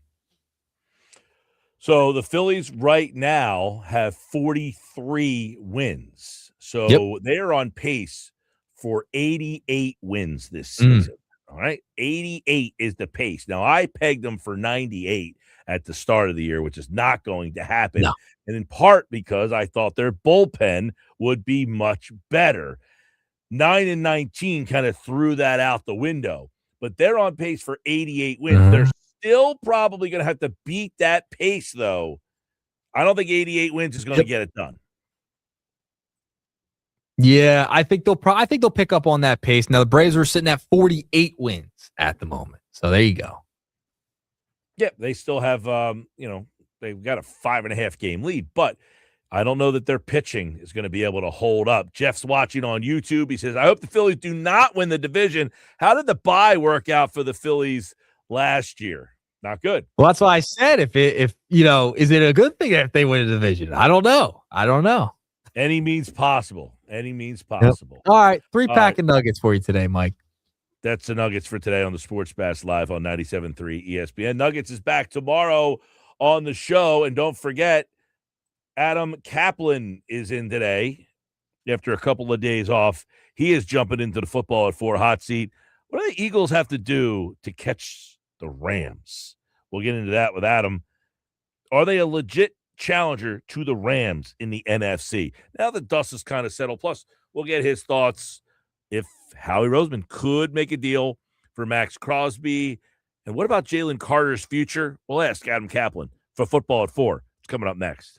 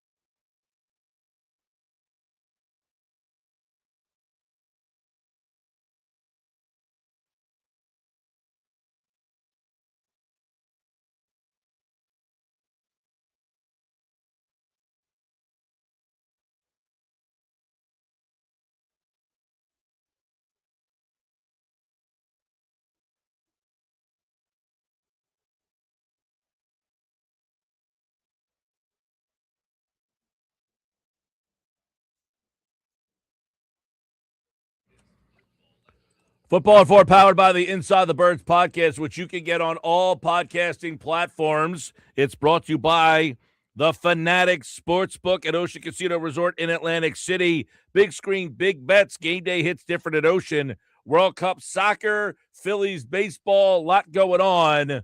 Right now, Adam Caplan is here as Football at 4 on this Wednesday edition of the Sports Bash comes to you out there. A lot of Eagles stuff this week. We've had Jeff on the last couple of days with some mailbag stuff, answering your listener questions. And a lot of those questions have to do with Jalen Carter. So let's start there with Adam Caplan today. Jeffrey Simmons, Adam, scored that big $100 million deal. What are the Eagles thinking about that deal when they see that deal get signed and the future of their talented defensive tackle? Well, Mike, honestly, if Jalen Carter, I'm going to boil it. I'm going to give you the Cliff Notes version of the reality of the situation, which I told our Patreon members last Wednesday. I meet with those folks tomorrow night. Can't wait. We meet every week. We do this all year, and I give them stuff. You know, majority of stuff we never. We don't. It's high level information we don't talk about on regular shows. But I'm going to give you some stuff here, Mike. If Jalen Carter did not have the problem with the shoulder injury, we would not even be talking about Jalen Carter, because this deal would get done by training camp without even a thought. But the problem is, Mike, you now have this Simmons deal is done, his latest extension, right? He's a great football player. Not to take it, Jalen Carter may be more talented, but the better football player so far has been Simmons. That's just the way it is. But Carter, as we reported at the time of him being drafted, what we were told still is true. There was not a question on a shoulder injury that he'd be able to have a long career. That was not the issue. The issue was, would it be nagging? Yes. Could it be problematic? Yes. So that's what happened, Mike. He was not himself last season. He didn't have a bad season, but he was not himself. He took, we believe he got some work done on both shoulders, not surgery, but with a quarter, whatever you want to call it, he got some stuff to reduce the swelling. That's why he didn't have surgery. So here we are. Eagles don't know how well he's going to play this season. Yeah. So there's no you could look at Simmons' contract, and Drew Rosenhaus's agent could say, "Hey, that's what I want." But guess what? If you're the Eagles, you're not going to do that until you're not going to know, Mike. You're not going to know about Jalen Carter, how great he's going to be again, if he can be great again, until he does it. So it's complicated. It has nothing to do with what it should look like.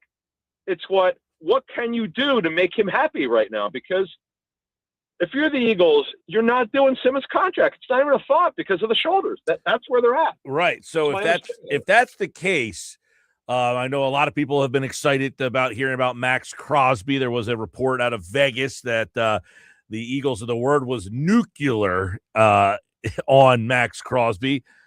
But if you're not sure that you want to sign him, do you think about moving him? I'm going to this is, we've used this for 9 years, the never say never phrase, which we started in 2018 with Howie Roseman. Howie, look, he's already traded away A.J. Brown, okay? Their best receiver. No, we love Devontae Smith, but A.J.'s a better football player. I mean, let's put it this way. A.J. does things that Devontae really can't do, but Devontae could do some things maybe A.J. can't do, but A.J. is more explosive. But so you're trading him, and then you're going to consider trading Carter. They're not trying to get worse, Mike. I mean, I know some people say, how can they be better without A.J. Brown? Well, as we've talked about, Mike, on your show many times, there are some ways you could alleviate that issue by schematics, formation variation, personnel groupings. There's things you can do. Right. As we talked about, like the Chiefs did when they traded away Tyreek Hill. They actually won 2 Super Bowls without him. I didn't think that could happen, but it did. So talking about your question about Max Crosby, it's not that Max Crosby is old. He's not even 30 yet. He's got the knees of a 50-year-old. Okay, Max was very open in some of the interviews he's done. He's had, I believe, double-digit surgeries in his career, in his football playing career, with his knees. So, or whatever you want to call it, he's had a lot of work done. He's been very open on it. So, Mike, there's a reason. Look, we could debate whether the Ravens got cold feet with Crosby, giving up 2 first-round picks. Okay, but the fact of the matter is he didn't pass the physical. They didn't like what they saw. It was a long-term problem. They were worried in a year or two. He would have been no problem playing for the season after his latest issue. He'd be ready for the season. They get through it, but they didn't know if he'd get to year 3.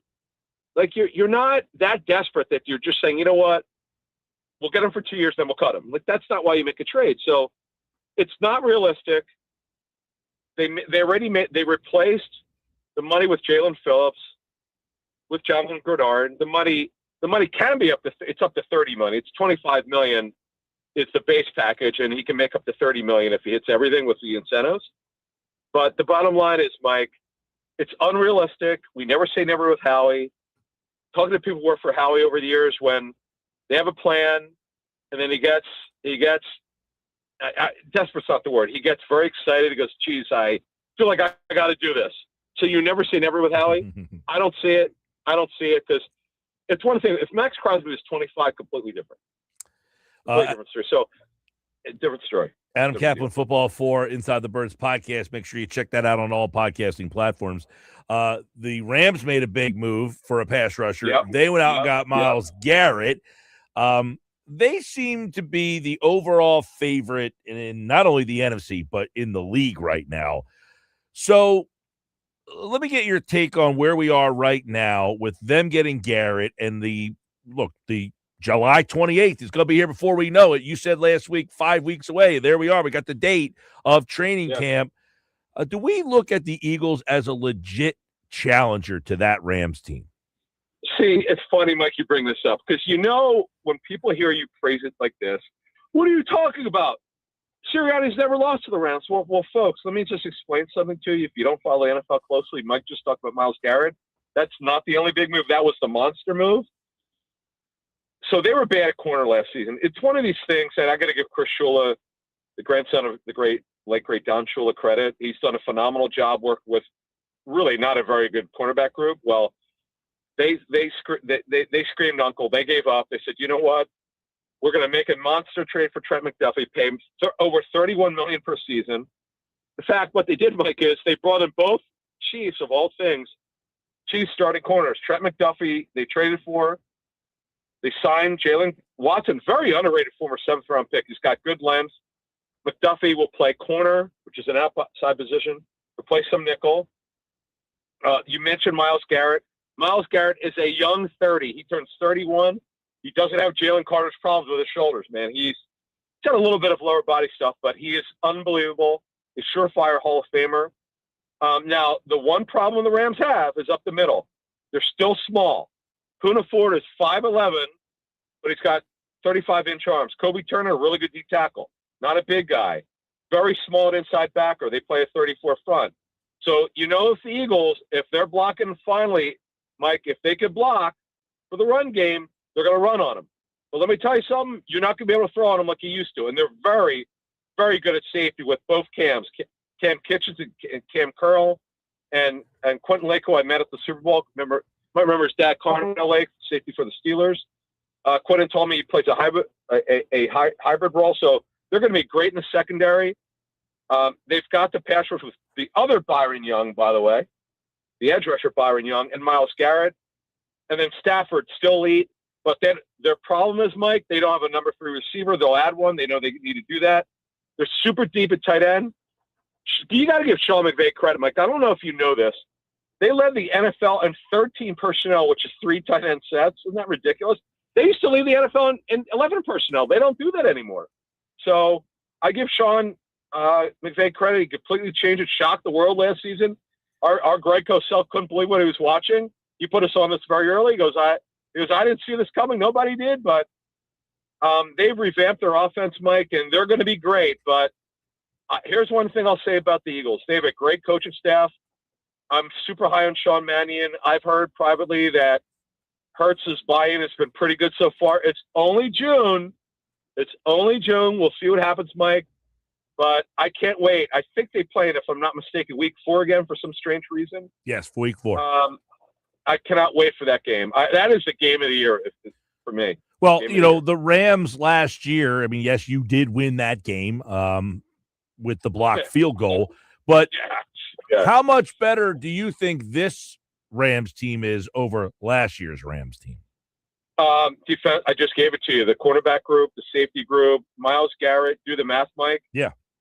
So that's what I'm saying. I So mean, look, the they're way gonna you be mapped really it good. all out, it sounds like you think they are significantly better. Not significantly better than the Eagles. You know why, Mike? Because coaching matters. Players won, coaches 1A, can't have one with the other if you want to be elite or great. And Sirianni, look, you and I have talked about this. There's a part of the Eagles fan base that thinks Sirianni's an idiot, a dope. No, those people are dopes. You don't win like they have just with having a good roster. You actually have to be coached. I hear people. I understand that sentiment. It was like this with Charlie Manuel. Charlie Manuel was an idiot. He's a dope in the World Series. Coaching matters, folks. But listen, I know it's going to be harder without A.J. Brown. I get that. But if Hurts gets this timing offense, Mike, I'm not saying they won't miss A.J. Brown. They will, but there are other ways to win. If the Eagles' running game is elite, look out, Mike. I'm just telling you, look out, Mike. If the Eagles' run game is back, they're going to be right. They're going to push the Rams. They're going to push the Rams. I'm telling you. Yeah, well, Rams, by the way, plus 550. The next team in the NFC is Seattle, plus 1,100. And I then don't agree with that. And then Philadelphia. See, Mike, Seattle loses Kenneth Walker. I don't want to pick him out of nowhere. Now, could Sam Darnold do it 2 years in a row? He's never done that in his career. He did a great job. But you know what? He lost Clint Kubiak. That's a big loss for them. Brian Fleury, who knows the system, who came from the Rams, is also, by the way, he's been a long-time defensive coach. He's coaching offense. He knows the system. We'll see. I see the Eagles, to me, Mike, are going to be very, very good. But they have questions. You and I have outlined them on Football at 4. I did last week for you. They have a lot of challenges. But Jalen Carter, to end it with this, Mike, I don't know how good he can be because he's had this chronic shoulder problem. We didn't know about the other shoulder. Now he's got 2 issues with his shoulder, but he didn't have surgery that we know of. That's a good thing. Yeah, a real surgery we're talking about. So we'll see what happens, Mike. I'm a big Grenard fan. I just feel this team's going to be better than people think, but we'll see. All right, yeah. And by the way, Rams are the favorites in the NFC. Seattle, Philadelphia, followed by Green Bay, Detroit, San Francisco is the 6th team. Yeah, I think they're sleeping on San Fran. Chicago, Dallas, Tampa Bay, Minnesota. They are your top 10 teams there. Real quick, Mike. So we dropped. You're going to love this show. Your listeners on Football at 4.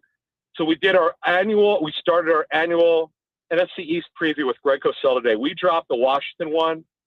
It's probably one of my favorite shows we've ever done. And I got to tell you, it was incredibly educational. I like Washington more than I did before we did the show. I think they're going to be back, sort of, but they've got a receiver problem, obviously McLaurin. They've got some challenges in their secondary, but overall they're going to be good. And we're doing the Giants tomorrow. That's a fun one. Then we do the Cowpokes, and then the Eagles on Tuesday to finish it off. You folks are going to love these shows. They're the favorite things, to be honest with you, that we do with Greg.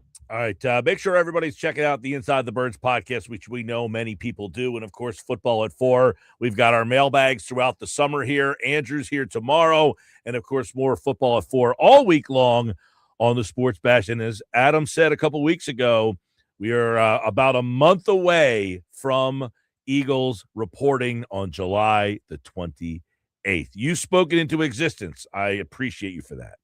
Can't wait, and I can't wait to go. I should be up to see the Eagles and the Patriots. We talked about this, Mike, 2 or 3 weeks ago, that Vrabel spilled the beans 3 weeks ago. He said they're going to be 2 joint practices.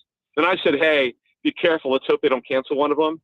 Because I've had this happen to me when I went for 2, and then the players are worn out by late August, and they wound up having 1. But let's hope they keep the 2. Yep, that has been announced as what, August the 15th or something like that when they play 19th and 20th. 19th and 20th. There you go. Yeah, because they'll play New England that weekend in the preseason game. All right, Adam Caplan's got Football at 4 right here on the Sports Bash. Thanks, man. Thank you. And Adam, of course, as part of Football at 4 here on the Sports Bash, is brought to you by the Fanatic Sportsbook at Ocean Casino Resort in Atlantic City. And, of course, you can watch all the big games at Ocean Casino Resort. I think real quick on the Rams conversation. The Rams, I think, are the favorite, and I hate to be jumping on like, well, everybody likes them. They're so good. The Garrett move puts them to another stratosphere for me. He's better than Verse. Verse is very good. They were good before. They're better now. He didn't want to say significantly. I will. I think the Rams are significantly better than they were a year ago. What does that mean for you? Are you significantly better than you were a year ago? There's two things I like about Philadelphia right now as we get ready to end June. One, I think their defense is going to be better. Is it significantly better? I don't know if I'm ready to use that term or word. I know some people like the semantics of what a word means. Significantly better means you went from like a top whatever defense to you're the best. You know, if you're top 10, significantly better is I'm not top 10, now I'm the best. I think the Eagles being in this defense for the third year now for many of these guys, that does matter. Bond said it recently. Bond being in the defense for the third year. Carter, defense for the third year. Davis, Nolan Smith, Jalix Hunt, Mitchell, Cooper. Those guys have all been in this defense now for 3 years. I think that matters. But I can't get over making you significantly a better overall team with so many questions about what the offense is going to be. When I look at the Rams, and that was our conversation today, was the Rams, to me, their offense is the Eagles. Stafford back, Puka back, Adams back. They got a lot of the same guys on that offense that have now playing together for 2 and 3 seasons. You add it to their defense, and if you go back to our Radio Row shows on the Super Bowl, we had Byron Young, Kobe Turner on the show. Those two guys were big contributors to that team last season. They slide down the list to Myles Garrett, man. Then they add Trent McDuffie. That team's pretty good. McDuffie, huge. Because that was a spot, as Adam said, they struggled at last year on the corner. Myles Garrett is an all-time great that they did not have a year ago. An all-time great. Not just right now really good, all-time really good. That team's pretty darn good. They scored 518 points on offense last year, and they only gave up 346 points on defense. And I would make a strong argument that their defense is better this year than it was last year, and they gave up 346, which wasn't much more than you gave up at 325. I think there's a gap between Philadelphia and the Rams right now. That's my expository on our conversation on football for today. I don't disagree there's a gap. And I will say that to me, it's more than just the Myles Garrett. It's the fact that the Rams are going off of a formula, Mike. Remember, the last time they won a Super Bowl, what did they do? They acquired an elite corner and an elite pass rusher. People may not remember, but when the Rams won the championship, they had acquired Jalen Ramsey and they acquired Von Miller. And I think we all can agree that the Myles Garrett walking into Los Angeles right now is better than the Von Miller that walked into Los Angeles a few years ago. So the formula is there. The Rams have shown you we have won with this way of doing things before, and they believe they could do it again. I think that's part of the conversation that needs to be thrown in as well. And they didn't get two average players. Right. I mean, they got high level. Yeah. These guys are both. Garrett McDuffie, well, Garrett's arguably the best pass rusher in football, and McDuffie is not in football of all time. Ooh, yeah, not of all time. He's arguably the best pass. I didn't say he is. I said, you said arguably is the word you used. He's in the conversation. He's in the argument. If you're making an argument, you're not putting his name in the argument. I think you can say he's top 5 all time. That's in the argument. You said arguably the best pass rusher in the game. I said of all time. He is arguably the best pass rusher of all time. Let's put a bookmark and have a conversation about that for a later show. We'll do a top 5. No problem with that. I will fight to the death on that one. Because there's a specific guy that comes to my mind. I'm not saying he's I said he's in the argument. Gotcha. But back to the current status of 2026. As Adam said, the McDuffie edition is huge as well, because he's right. The Rams have been trotting out there, basically you, me, and Dupree out there to play cornerback for some of these years. And now they got a legit number 1 corner. That makes Myles Garrett even more dangerous. Because remember, Myles Garrett broke the record last year with basically mediocre players around him. Now he's got stud, really good players, stud. Like, just go down the roster. So that's, to me, the gap between the Philadelphia and the Rams. It isn't about the Eagles' offense. It's about the Rams' defense. Agree, because as I pointed out, the Rams' offense is the same offense they had pretty much a year ago that scored over 500 points. So their offense isn't their problem. Their defense, as I saw it, was they didn't have a closer on their defense. Right. When they played the Eagles here in the NFC Championship game 2 years ago, they lost that game in part because they couldn't get the stop. The Eagles got the stop. They got Jalen Carter got the stop. If he doesn't get that stop, they might win that game, LA. But now you got a guy that can get the stop. You got a guy that can close a game out. And he's been doing it on a team that is nowhere near as talented as the one he's on right now. And then the other part about you mentioned about the gap in Philadelphia's offense. And, listen, I hear what you and Adam were saying about how, listen, you're not necessarily better because you lost.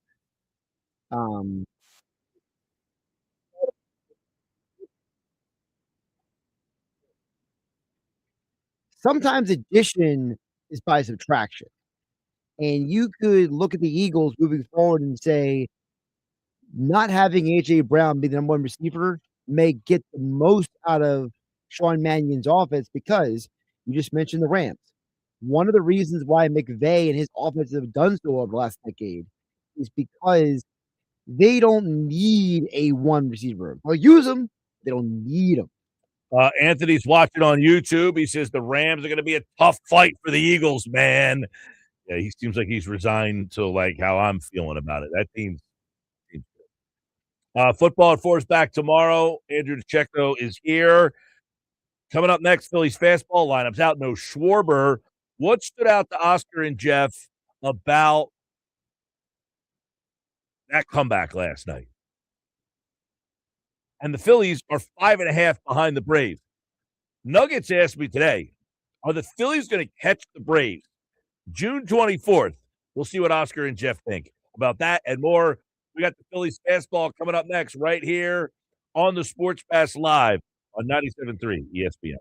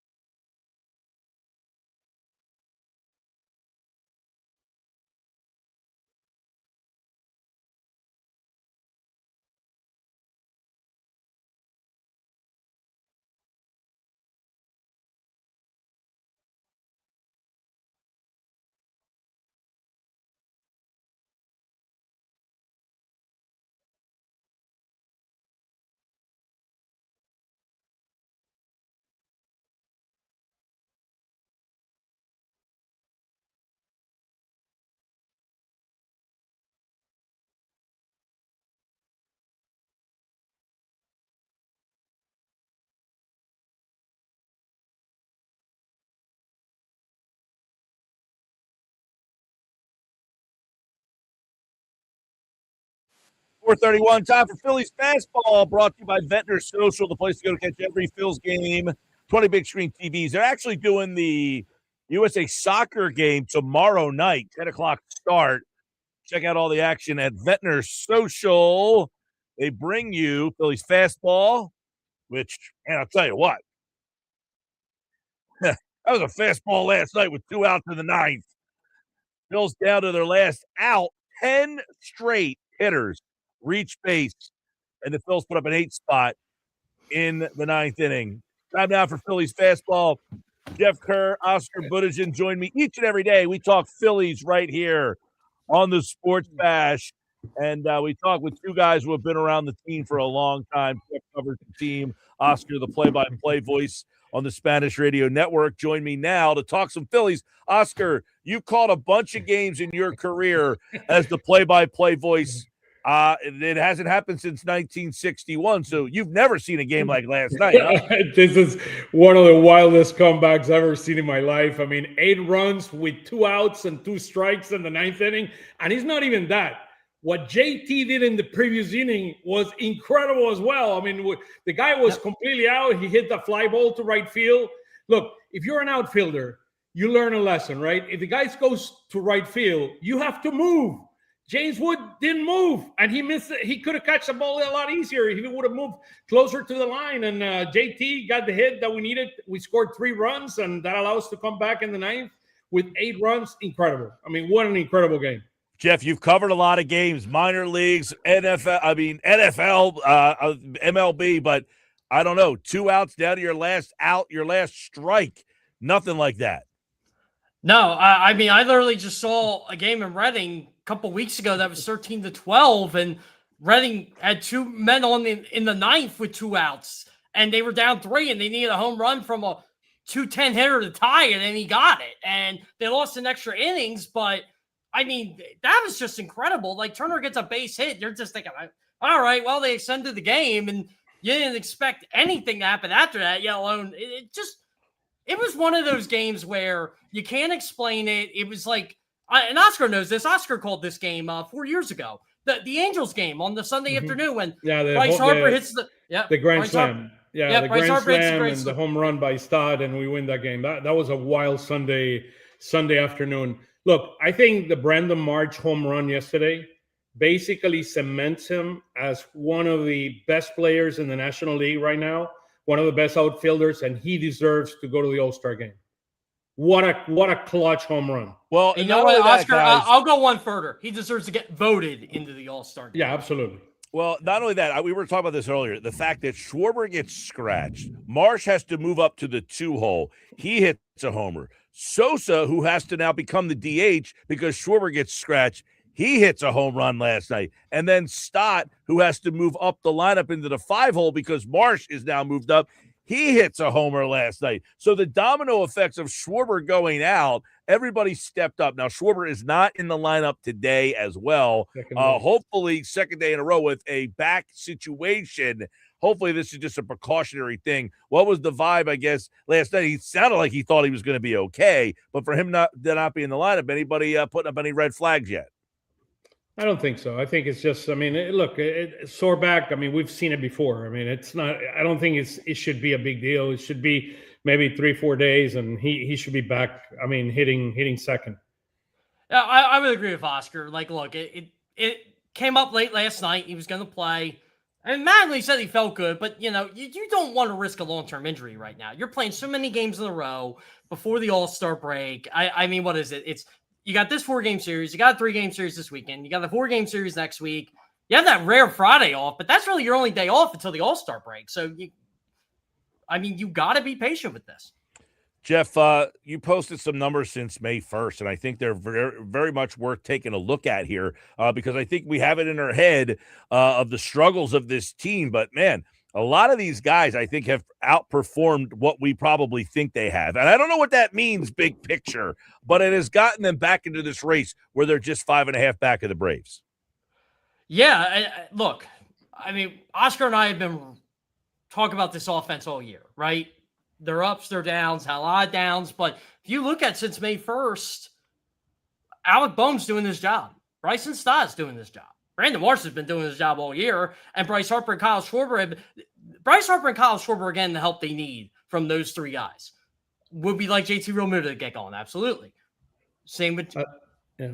The other thing, Atlanta is in trouble. I mean, their injuries. I mean, Acuna out. I mean, Strider out. They only have one top arm, which is Chris Sale. Outside of Chris Sale, they cannot. I mean, they're going to count on Elder. I mean, are they going to count on Martin Perez, which is probably, I think, 45. I mean, he's hitting. It's closer to 50, but I think he's closer to the 35 years old. So look, they're in trouble. They're in trouble right now, and we're taking advantage of it. 5.5 games. I'm telling you, it's within distance. And I would not be surprised if the Phillies can catch up to the. What's to the old Braves saying, soon. Oscar? You can lose the division in April and May.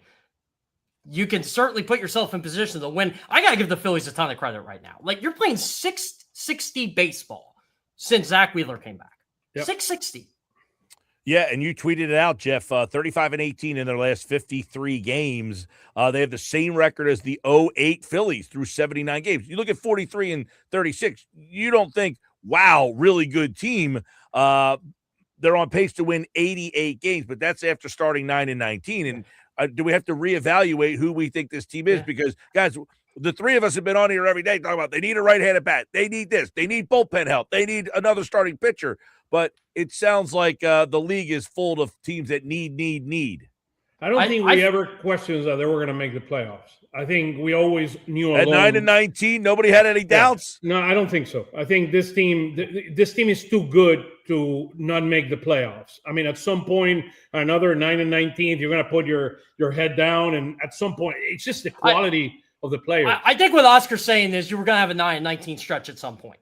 Yeah, I mean, look, the reality is we knew this team is a playoff team. I think my biggest question is how are you going to get over the hump and you're going to be able to beat a Braves team that looked like unbeatable a month ago and a Dodgers team that you know is going to be fully ready to go in and to hit their third World Series. So, and by the way, Oscar, your team, the Brewers, like, think about this for a second. Can you imagine if the Brewers make a big deal at the deadline, go all in?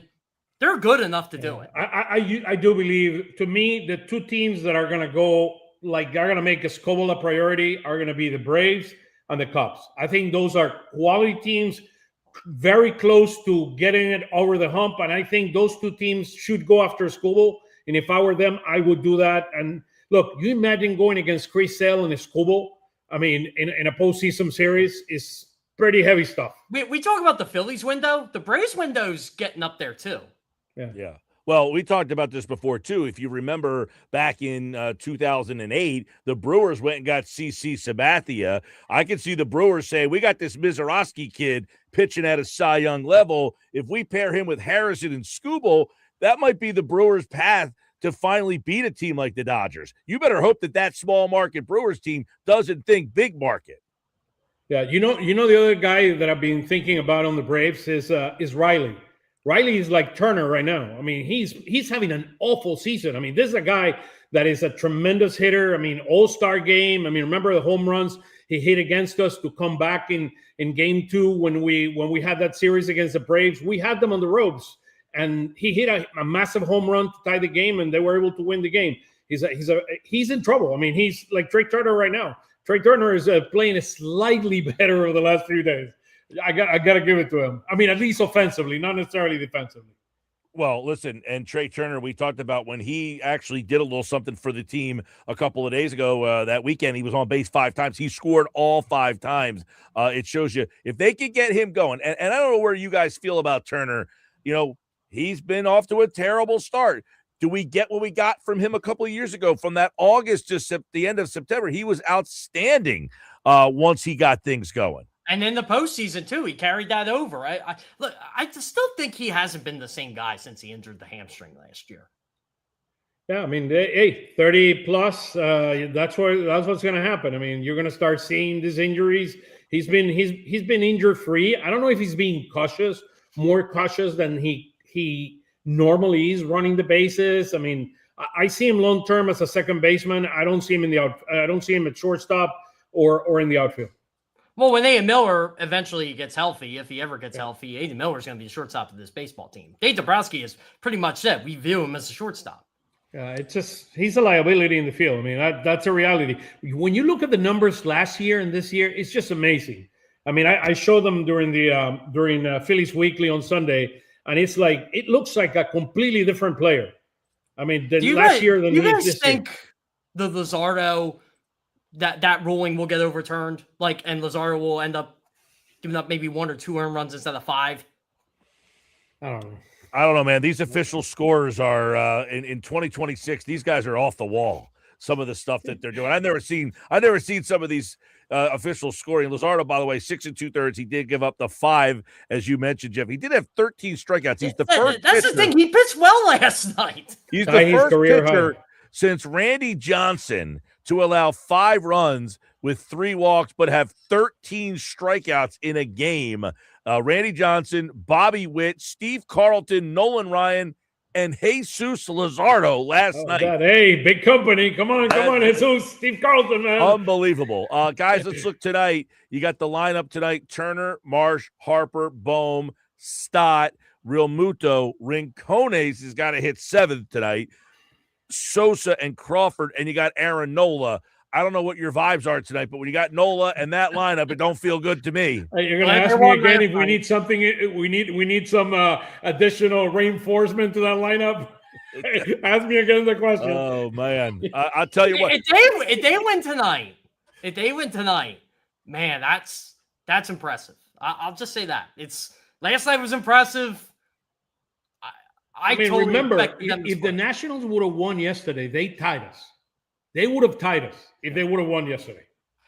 Those are the kind of losses that can ruin teams. Like, I'll go prime example with the Phillies, 2017. Phillies were playing 500, maybe a game over 500. They go to LA. They're beating LA. 9th inning, Hector Neris back-to-back jacks. They never recovered.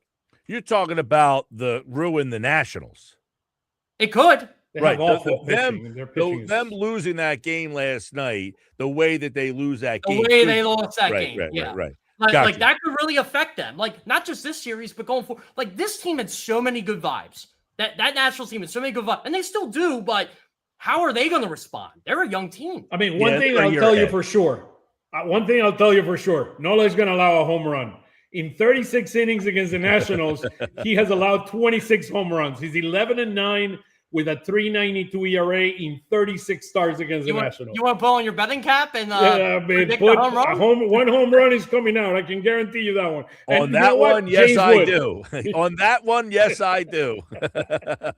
Yeah, I mean, Nola, I don't know what you guys think about where Nola's been. I mean, I said yesterday, he has been horrendous. He went from horrendous to horrible, and now he's just bad. Is bad good enough? I think he's okay. I mean, I think he's going to have good games. He's going to have bad games. That's that's Nola. I mean, that's the 2026 version of Aaron Nola. In 25, he had the injuries. This year, he looks ineffective. And look, he threw. This is interesting, right? He threw like 4 straight starts. His number 1 pitch was the knuckle curve. They pulled back a little bit, and they were throwing more sinkers. So it'll be interesting to see. But this lineup can hit. I mean, this lineup can hit, and this is a legit baseball team. Like, they're not hitting wise, not pitching. Hitting wise, they're legit. No doubt about it. Definitely a pesky offense that makes it. We talked about this last hour. June 24th, you are 5.5 games behind the Braves. Do you guys want to say the Phillies will catch the Braves? Not yet. I think they will. I think they will. I'm looking at it unless look how quickly can the Braves fix their starting pitching, because that's where the bulk is of the whole issue with them. Strider went away. Swellenbach is out. A couple of young arms. They brought a new arm, J.R. Ritchie, and I think he won. He won the last game. But I do believe they're going to be having. I mean. Look at the last 30 days out of the Braves. I mean, they're not the same team that they started the year. What bothers me about this whole thing is you have to rely on the Braves to lose instead of beating them themselves. Yeah, that's true. Problem. You don't play them until September. Yeah. You're absolutely right. Yeah, I agree with that. I do agree, though, with what you're saying, Oscar, is I think the Braves They're pitching. They are out of gas right now unless they do something. We're talking about the Phillies. Like, they need a fifth starter. The Braves don't need a fifth starter. They need a second starter, a third starter, a fourth starter. They're They in some were trouble. historically good for like the first 35, 40 games. They were the polar opposite of the Phillies. Yeah, and when the Phillies were going bad, 9-19, the Braves were going exponentially good, and that has kind of bang. You're back now, and you look at, I think what Oscar, you said, Austin Riley. That's a big bat for them. That's just not doing much. You take a look around and say, man, a lot of their offensive guys have kind of cooled off a bit. They were going really, really good at the start of the season. And Olson, okay. Harris, they had tremendous start. Olson in the beginning deserved to be the first baseman. By the way, I don't like the idea of Freddie Freeman being the National League first baseman. He does not deserve to be the first baseman. Both Bryce Harper as well as Olson deserve much more to be the. But first again, baseman. this is up to the fans. You got to vote him in. I don't want to hear Jeff, fan come complaint. on, let's do it.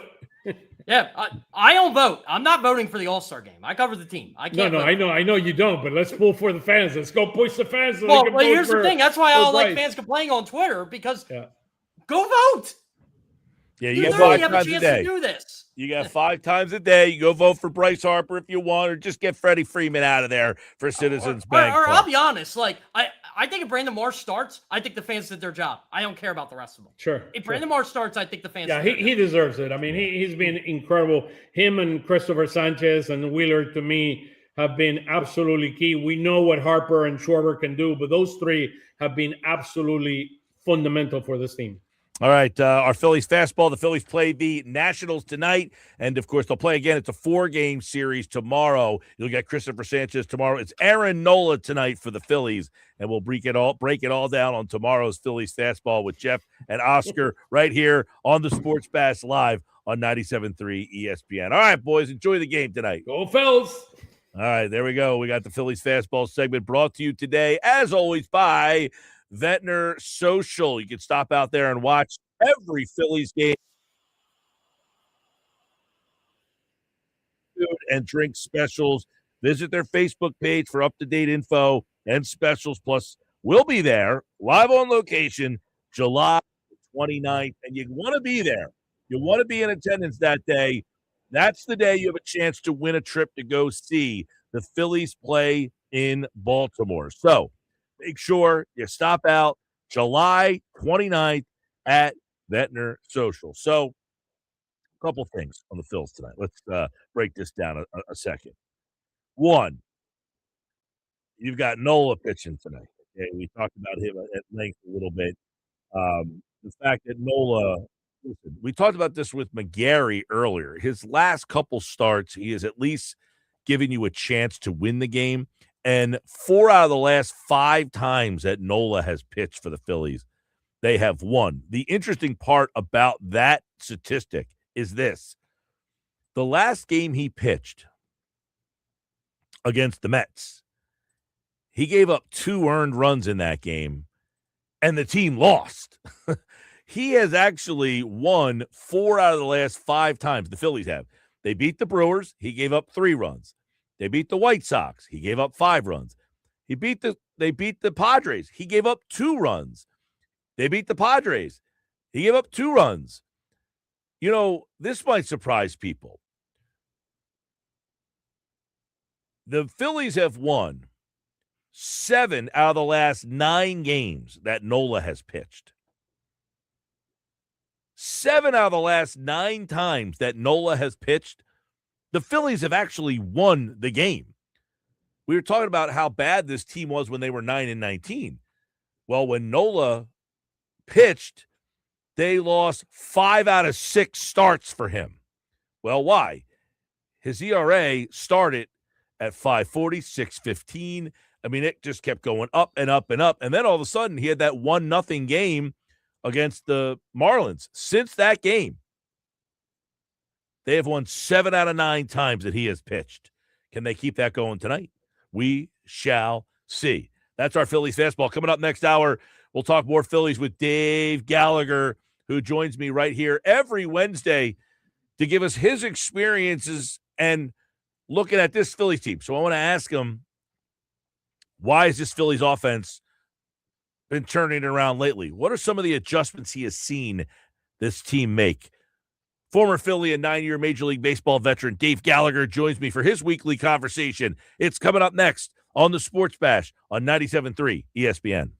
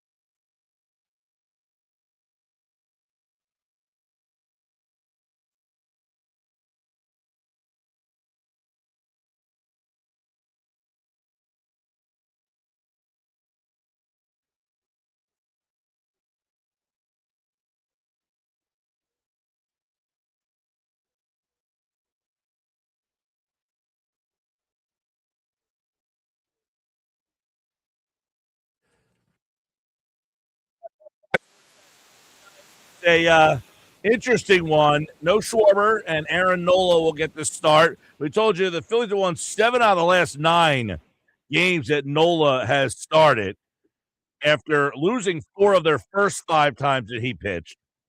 So Nola goes tonight for the Phils. But what has turned around with this offense? I specifically can't believe what we're watching with Brandon Marsh. What has gotten into this guy? He did not get a hit in the entire month of April last year. Not one hit the entire month of April.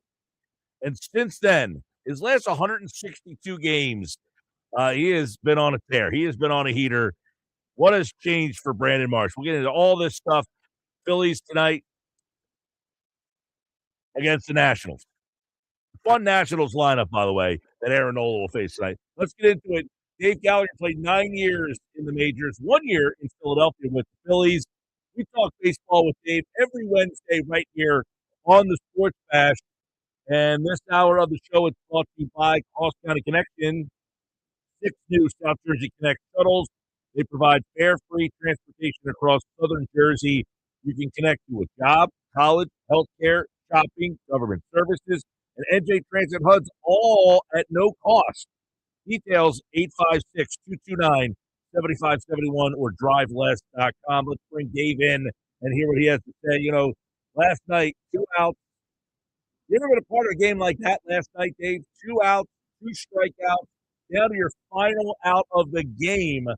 10 straight runners reach base. Now, you generally tell us some unbelievable stories in your time, but can you top what happened in that game last night? Well, it was fun to watch, that's for sure. And the funny thing about it was it turned out to be exactly opposite of what it started. I mean, I'm watching and I'm thinking the Phillies are flat. The Nationals are playing with a ton of energy and aggressiveness. And I'm actually seeing the difference. And I'm saying to myself, are the Nationals better than the Phillies? And before the game was over, I thought, no, they're not. They're not. They just turned it on late. Marsh just keeps answering the bell. Like you keep waiting. At some point, he deserves to have a fall off, and you're almost waiting for it to happen. But he just keeps grinding and performing so well. What a spot to come up big last night. Dave, you ever play with a guy who took the next step right before your very eyes? He had been an average player, and then all of a sudden he had a year where you were like, where did this come from, man? You ever have a teammate like that? I'm sure I have. It's funny because I always bring up Darryl Boston. Darryl Boston to me was a tools kind of a guy when you looked at him. I mean, I think his waist was like 30. You kidding me? 30 waist. He was 6'3", really strong, had power, steal bases, diving for balls in the outfield, but he kind of settled in as a platoon or a role player and was comfortable in that. Your listeners might be scratching their head. What do you mean comfortable? Wouldn't he want to be an everyday player? I played with him in 2 different organizations, White Sox and the Mets. And when he did become an everyday player, everything backed off. It was odd to look at. I actually asked him one time, I said, Debo, do you ever think about, do you want to be a star? Do you ever want to be that where, the arrows are all pointing to you, the team's relying on you? Or would you prefer being a role player? Well, I've never met anybody. He answered so truthfully. He said, I be honest, I like being, part of the team in the big leagues. He was a single guy at the time. I don't know if he's still single. That was a while ago. But he said, I like to buy nice clothes. Not everybody has that Bryce Harper mentality, wanting to win and compete every minute. It's different personalities for different people. But Marsh, I think people saw the talent in him, but it wasn't coming to the surface. And it seems to have done that in the last total of about a year, right? About halfway through last year. Mm-hmm. Yeah, he did not get a hit in the entire month of April last year. He had gotten hurt, and then they actually sent him down for a rehab assignment, but kind of kept him down there a little longer. And since he's been back, it's been unbelievable. What is that like sometimes where a guy gets sent down? This happened to Alvarado pitching a couple of years ago. They sent him down, they brought him back up. where that changes stuff for I mean, is it just like that eye-opening experience of like, I don't want to go back there? Well, I had personal experience with that. Like I'm looking at Riconis playing. I think he's playing right field again tonight. Yes. I think of my own experience when I first got called up to the big leagues. It was with Cleveland, and I played not to fail. I mean, it's hard to admit, but I did. I remember thinking to myself, I was so nervous. Like, I think that weekend in that old municipal stadium, it was at the time the first weekend I played in the big leagues, the most attendance record of all time. I think they had 73,000 on a Saturday and another 70-some thousand on a Sunday. Gigantic stadium. I was nervous, and I played like, well, if I hit a ground out to short, that's pretty normal. At least I won't embarrass myself. Before you know it, I'm 4 for 36, and I'm sent out back to the minor leagues, then traded. When I came up a year later, I'm with the White Sox.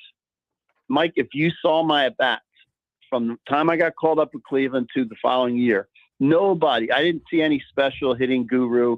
It was all in my head. I had to accept the fact that maybe I can do this, and I'm going to get after it. I'm going to be aggressive. My swings were more aggressive, and I hit over 300 in my first full season. Same guy, no big improvements in the swing or changes in the swing. It was really all on the mental side. Rinconis, I think I see some solid fundamentals, especially defensively.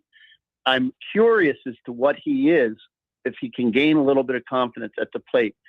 I wonder, can he be the right fielder, and hit towards the bottom of the lineup, that maybe the Phillies don't have to give something up, prospects up, or Crawford up, Painter up to get that guy. He looks to me like he'll hit, and he apparently has a good eye at the plate. He'll draw his walks, but I do think he's solid defensively. I don't know if he can turn it around. He got a couple hits last night. If he can put together a couple of hits again tonight and start to feel like he really does belong in the big leagues, at least then we'll see the real him. We haven't seen that right yet. You know what I mean? I think he's playing with very little confidence, unfortunately. Well, one guy, we talk about Marsh playing with a ton of confidence. I don't know. I know we broke down Turner a couple of weeks ago. He's still at 226. He did have a couple hits last night, 278 on base. I mean, the OPS 609, not good. Slug 331, not good. The on base, as we mentioned, 278, not good. I don't know. Any signs to you that Turner is, just declining or mentally, having some issues here in terms of confidence? We're getting into July now, and Turner's still not showing much signs here. Yeah, I mean, if we look at him physically, he's still that same athlete that we always thought he was, and that the Phillies thought he was when they signed him to that long-term huge contract. He's that athlete. I see a lot of mechanical issues and here's the thing: I'm not a hitting genius. I never professed to be that. I know I have a lot of experience and part of being a good hitting guy is that I've failed so much in every which way, and I had to pay attention to it. I had to fix it in order to have a big league job. So that's nothing to be proud of. That's survival. But now on this side of my career, just watching everybody, everything jumps out at me. He has flipped open that front hip for months, and it's not anything that Kevin Long isn't seeing, because I see there's effort to fix it. So I know they're working. Anything that I would see, I'm certain the Phillies see, and Kevin Long sees it. I've seen the corrections from different players. But the problem is when he tries to keep the front side in, and they say, hey, take some balls the other way, it'll help you keep your front side in. I'm sure they're telling him that. Well, when he's hitting the other way, his front hip is still flipping open early. So he's kind of like just serving the ball to right. He's not driving it. That ball he hit last night, that base hit that extended the Phillies' chances. Yeah, in the ninth. Yeah, I mean, it was 2 outs with 2 strikes, and he gets that hit. It felt innocent enough, right? And that looked like maybe the best swing I've seen out of him in a while. Like he really stayed close long and drove that, hit it pretty well. So do I think he can come back? Man, could the Phillies use him being good for the rest of the season or the second half? But what's more disturbing, I remember on your show last year talking about how much I thought Turner's defense improved, and I researched it a little. Like I know Tom McCarthy, who does the Phillies games, and I started asking questions. Who's helping him? Is it Boa? And I kept hearing Higginson. I'm sure Boa is involved whenever he can, but I'm hearing good things about Bobby Higginson. I don't even know if he's still with the Phillies, but last year, Bobby Higginson, the former Tiger. Yeah, I think. So I think he was working with the infielders, and he probably still is. I don't see any reason why he wouldn't have been back. But this year, Trey's not playing good defense. And that ball the other night, was it last night? That he had the backhand play, flipped it from a really strange arm angle. Like, how are you throwing anybody out, throwing it like underhand almost, Yeah. And it was offline. So I know the effort's there, but that's not helping. If you're not hitting and you're not playing good defense, you're hurting. So the Phillies have got to hope that he turns both sides of his game around. He's got the ability to do it. I don't think he's too old. I really don't. Well, that's the concern is that's why I asked, does it look like the start of a decline? He's only in his early 30s. You're like, oh my God, because as you know, they have him for 7 more seasons. Yeah. I felt it in my mid 30s. At 30, I'm going to say 35, I started getting injuries that I never got before. And I kept myself, I had to be in good shape as a center fielder. I couldn't even gain 5 extra pounds because, you'd see it in my first step and my the ground that I wouldn't cover. So I had to stay in great shape. And I started getting strange injuries. Both hamstrings, one at a time, they went. And then once they go, they just keep like tweaking and re-injuring. And then that intercostal rib cage, whatever the hell that is, on a swing and batting practice, it was like someone stabbed me in the side with a knife. It's painful. And that I didn't go on the DL, but I think I had to sit out for about 8 days or 9 days. So it does your body does start to break down when you get into those mid to late 30s. He's not there yet. Not there yet, no. Although Kyle Schwarber not quite there yet either. Are you concerned at all when you see a guy get scratched anything with the back? He's not in the lineup again tonight. Absolutely, because you got to be concerned. Now, I don't know the back injury. I'm hopeful for his sake that it's muscular, like it's something in his lat or something like that. But if it's disc, especially lower disc problem, and that you get a bulging disc, that happens because of the torque of your swing. And think about that man swinging, how much torque he's putting on his vertebrae, right, and his discs. So if that slips out a little bit, they'll give you an anti-inflammatory, believe it or not, naproxen or Indocin. That's how well I know those injuries. And they do work. They'll take the inflammation down. The disc then slips back in, and you don't get that pinching on a nerve. I'm hoping that it isn't that, because what do? Do you give it a few days, it starts to heal, and then you swing a couple times hard and it starts to come out again? So it'll be determined by what type of a back injury it is. I think he would be the worst player that the Phillies could lose to have a chance to get a ring. I really do. Yeah. I think he'd be the guy that they'd have a real hard time replacing. You talk about, you're down 8-6, you're up in that game. They give up the 3-run homer. They're down to the last strike. They get a hit. They get 10 straight on. They end up winning the game. They score 8 there. You win that game. It almost feels like maybe, in football, you see a game where like the Eagles kicked that 62-yard field goal a couple of years ago, and it was a springboard to them really going on to win that Super Bowl. That's a moment that can you do that in 162 with baseball? I think you can. I called it a signature win last night because it felt like that to me. It felt like that. It felt like a loss early on, and not just a loss, but a flat loss. And it just made me start thinking, like, can this team do it? Like, do they have enough? I know they need a move here and there. They really do, and I think they've earned it. I think they've earned the right to get some help. Where they need it. The bench has got to get stronger.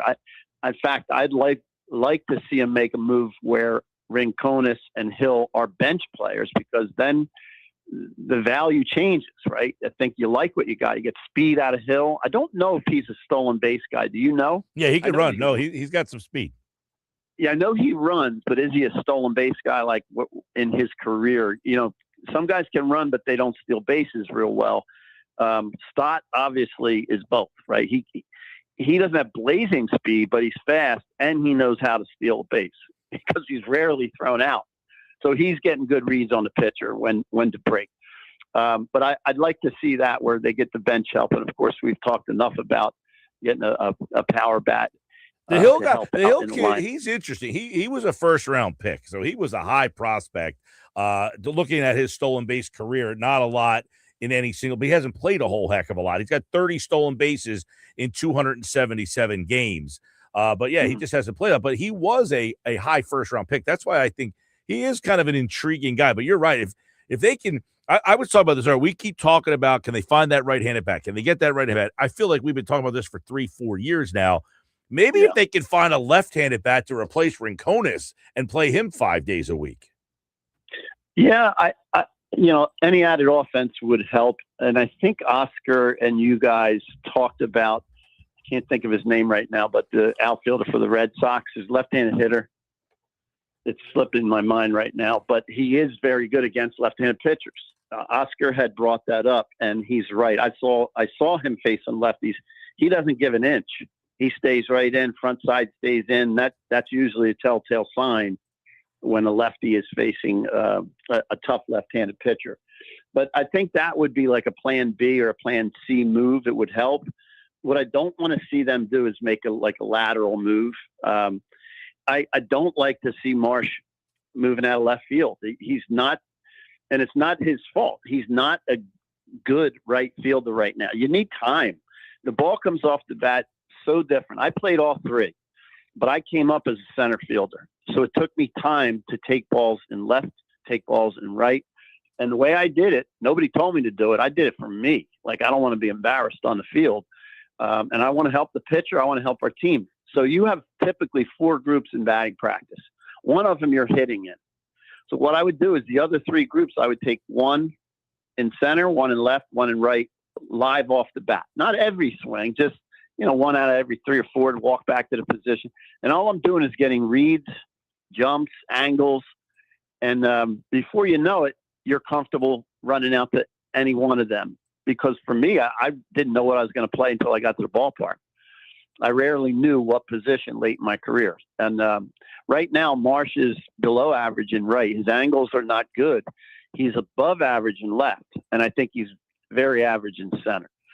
So with these top 3 arms that the Phillies have, as they're preparing themselves to first make the playoffs, but then, try to go deep and win themselves a championship, I think they want to have a solid defense with those top 3 arms that they have, those starters.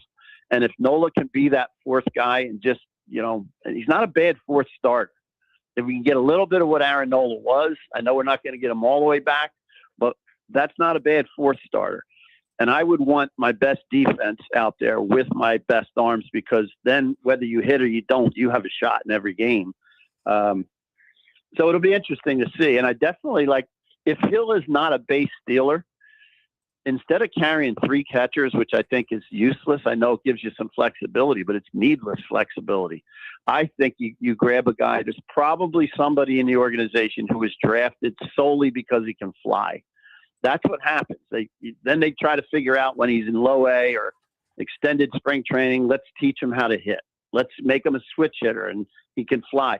Well, I would just want him on the bench, tie game late in the game. You're down by a run, 2 outs in the 9th. Somebody gets a walk. This guy runs. Right. And he's got to be able to steal a base when the other team knows he's going to go. Imagine that was, Rojas, and then he got suspended. And then now he's out for the year with the elbow. He's getting surgery. So Rojas could have possibly been that guy. But their outfield, Dave, it's not good right now, right? I mean, they're just piecing it all together with duct tape and spackle. Yeah, I think they're close to maybe not having a choice if they don't make a move. And to me, it's got to be a difference maker. If you're going to make the move, especially if you're going to give up, say, a Crawford, a Painter, or both, it's got to be a guy that you feel is going to help you win a ring. So if not, and you're going to hold on to Crawford, then I think I would now. You've given them enough time. You've given them a leash. You're trying to protect them a little. Now it's getting close to the time. Run him out there every day. You can give him a break against a real tough lefty, but run him out there every day. You're still holding pressure off him if you bat him at the bottom of the order.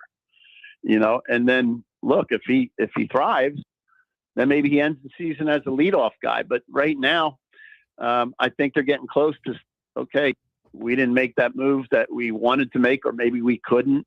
Buxton maybe turns it down if they were even thinking about it. And then Crawford becomes your everyday center fielder, Marsh your everyday left fielder. You're still looking for somebody in right. And I'll go back to what I said a few weeks ago on your show. Yep. I'd love to have Clemens and Sosa being your guys off the bench, because they're similar. They're from one from the left side, one from the right side, but they have versatility in positional play. Like, they can help you in a lot of different ways, and they can jump in and start for an injury, right? Somebody's out for 10 days. They're not going to hurt you. They're not going to embarrass you. And I could see them providing some help into the playoffs in big spots, because they got a little bit of time under their belt. They're veterans. I think that'd be a very strong bench if you had those two, and he could probably be had. I didn't know he was going to turn out. Clemens has turned out to be a very productive player. Giving him a little pop for Minnesota, and they're an interesting team. As you mentioned, Buxton before, he does have the no trade, and it's like, I don't think he's actively said, I want to be traded. But I think if they said, hey, we have a deal, are you open to it? He may be. So I don't know if it's a definitive no trade in terms of he is not willing to be traded. I just don't think he wants to be the guy that says, get me out of here, right? There's a difference. Yeah, a big difference. Well, think about it. If you're saying you want to be traded, you're basically saying, I don't like this team. I don't like my teammates. I don't like the general manager. I don't like you'd have to be really pissed off to say something like that. Instead, he's probably, if he's asked, his name is, I'm sure, has been floated around. So if he gets asked by local guys or TV, his answer is probably going to be, I don't even know if he's a married guy with a family and kids. I don't know, but that plays a role in this, because once your kids get settled into a school and you have a house, man, I moved so many times, 7 different teams. I was always uprooting my family. I remember my wife, the time I got traded from the Phillies to the Angels, we were playing against the Mets, and a guy named Frank Koppenbarger. He was the head clubhouse guy at the time. Then he became traveling secretary. I saw him come out of the first base dugout at Old Veterans Stadium. I'm in left field during batting practice. As soon as I saw him come up, he scanned the field. He's looking for somebody, and I'm looking at him from left field. When he made eye contact with me, he put his head down and started walking like behind the turtle, the backstop, and was walking. I knew I was traded right then. And of course, when he got out to me, he goes, Gally, they want to see you inside. I'm jogging in. I said, Frank, where am I going? And he said, well, I'm not supposed to tell you. And I said, Frank, where am I going? He said, California. And I said, where in California? And he said, the Angels. Mike, you have no idea what that phone call was like to my wife. Oh, boy. I'm now going to go to California in August, and she's in New Jersey. We had all 5 of our kids. Like, how's that call going to go? Jeez. But like that. So you uproot your kid. So that's the thing. If Buxton gets asked that question, all those factors come in. But deep down, man, he'd want to go for a ring. That was Dave Gallagher for Russ Springer and Kevin Flora on August the 8th, 1995. You were heading. Springer lasted quite a while. He was a good pitcher. He was all right. Yeah, he lasted quite a while. Flora had a tragedy, terrible tragedy. I mean, he was a good-looking prospect, right-handed hitter. And there was a car accident, and I believe his wife and he might have lost a child in this accident. It's horrible. And I think it was kind of over for him, like from that point, career-wise. But yeah, been part of a lot of trades. Do you remember the names of the others that you were traded for? You got traded for one guy that really stands out to me. Do you know who that guy is? Brooks? Yeah, Hubie Brooks. Right, exactly. Yeah. Pete Smith was pretty good, by the way. Pete Smith was good. Yeah, and that was like a trade I think that worked out for both. And the trade for Hubie Brooks, I went from California back to the Mets, I believe. I played for the Angels twice. Yeah, you went from California to the Mets. Yes, and that was kind of going back home. Although, my God, you had no idea what that existence was like for me. Those 2 years, that's when the book was written by Mike Clappish, The Worst Team Money Can Buy. There were so many issues with that Mets team. 3 players accused of rape in spring training, and we had to prepare on how we will answer those questions about our teammates. It was, Mike, it was just, and then you had the Vince Coleman M80, dropped an M80 outside of the right field fence in Dodger Stadium after the game, except there was gravel all over. So the gravel stones are like flying all out, and kids are standing there for autographs. That was a show.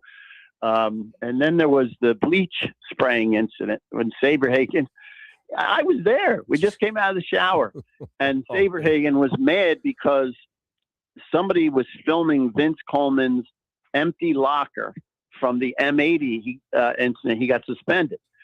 And I actually probably indirectly caused it because I said, "Safe." I said, "Look at this. They're filming his empty locker." I mean, we're standing there with towels around us, and he goes to the clubhouse kid, "Hey, go get me some bleach out of the laundry room." And the kid brings it back. I towel off. I go change, and I'm out of there. I got to drive all the way back to Central Jersey. I leave. I didn't know anything happened until the next day. The headline in the paper said, like, Mets player sprays bleach on writer. And I was like, you would have thought he shot it in his eyes, but what he did is he shot it across the room, and bleach got on his outfit. Of course, that ruins his outfit. And I know that Saberhagen was probably, well, I'll give him a couple $100 and that'll be that. Nope. It got big. We had Fred Wilpon come down in the locker room. I felt like I was in second grade. Who did this? We're firing the clubhouse kids unless somebody fesses up. And then Saberhagen, told him the truth, that he did it. That was all in one season. It was crazy. Well, Dave, we always appreciate and love listening to the stories and the insight and the analysis. The Phillies, by the way, on pace for their 5.5 games back, on pace for 88 wins all of a sudden after a 9-19 start. We'll do it again next week when the Phillies are closing in on the All-Star break. Dave Gallagher, 9-year Major League Baseball veteran, here on the Sports Best. Thanks, Dave. All right, Mike, take care. We'll see you next week. Yeah, man, Dave Gallagher, everybody. By the way, Dave's a local guy, so it's one of the reasons why we were able to catch up with Dave and talk to him and get his experiences. He was traded for Hubie Brooks, as he mentioned there, from the Angels to the Mets. And then, as he mentioned, he was on the Angels twice. He got traded from the Phillies back to the Angels for Russ Springer, who right now would be a good fifth starter for the Phillies. When we come back, Dave Portnoy from Barstool said something that made me say, that's interesting. We'll talk about it coming up next on the Sports Fast live on 97.3 ESPN.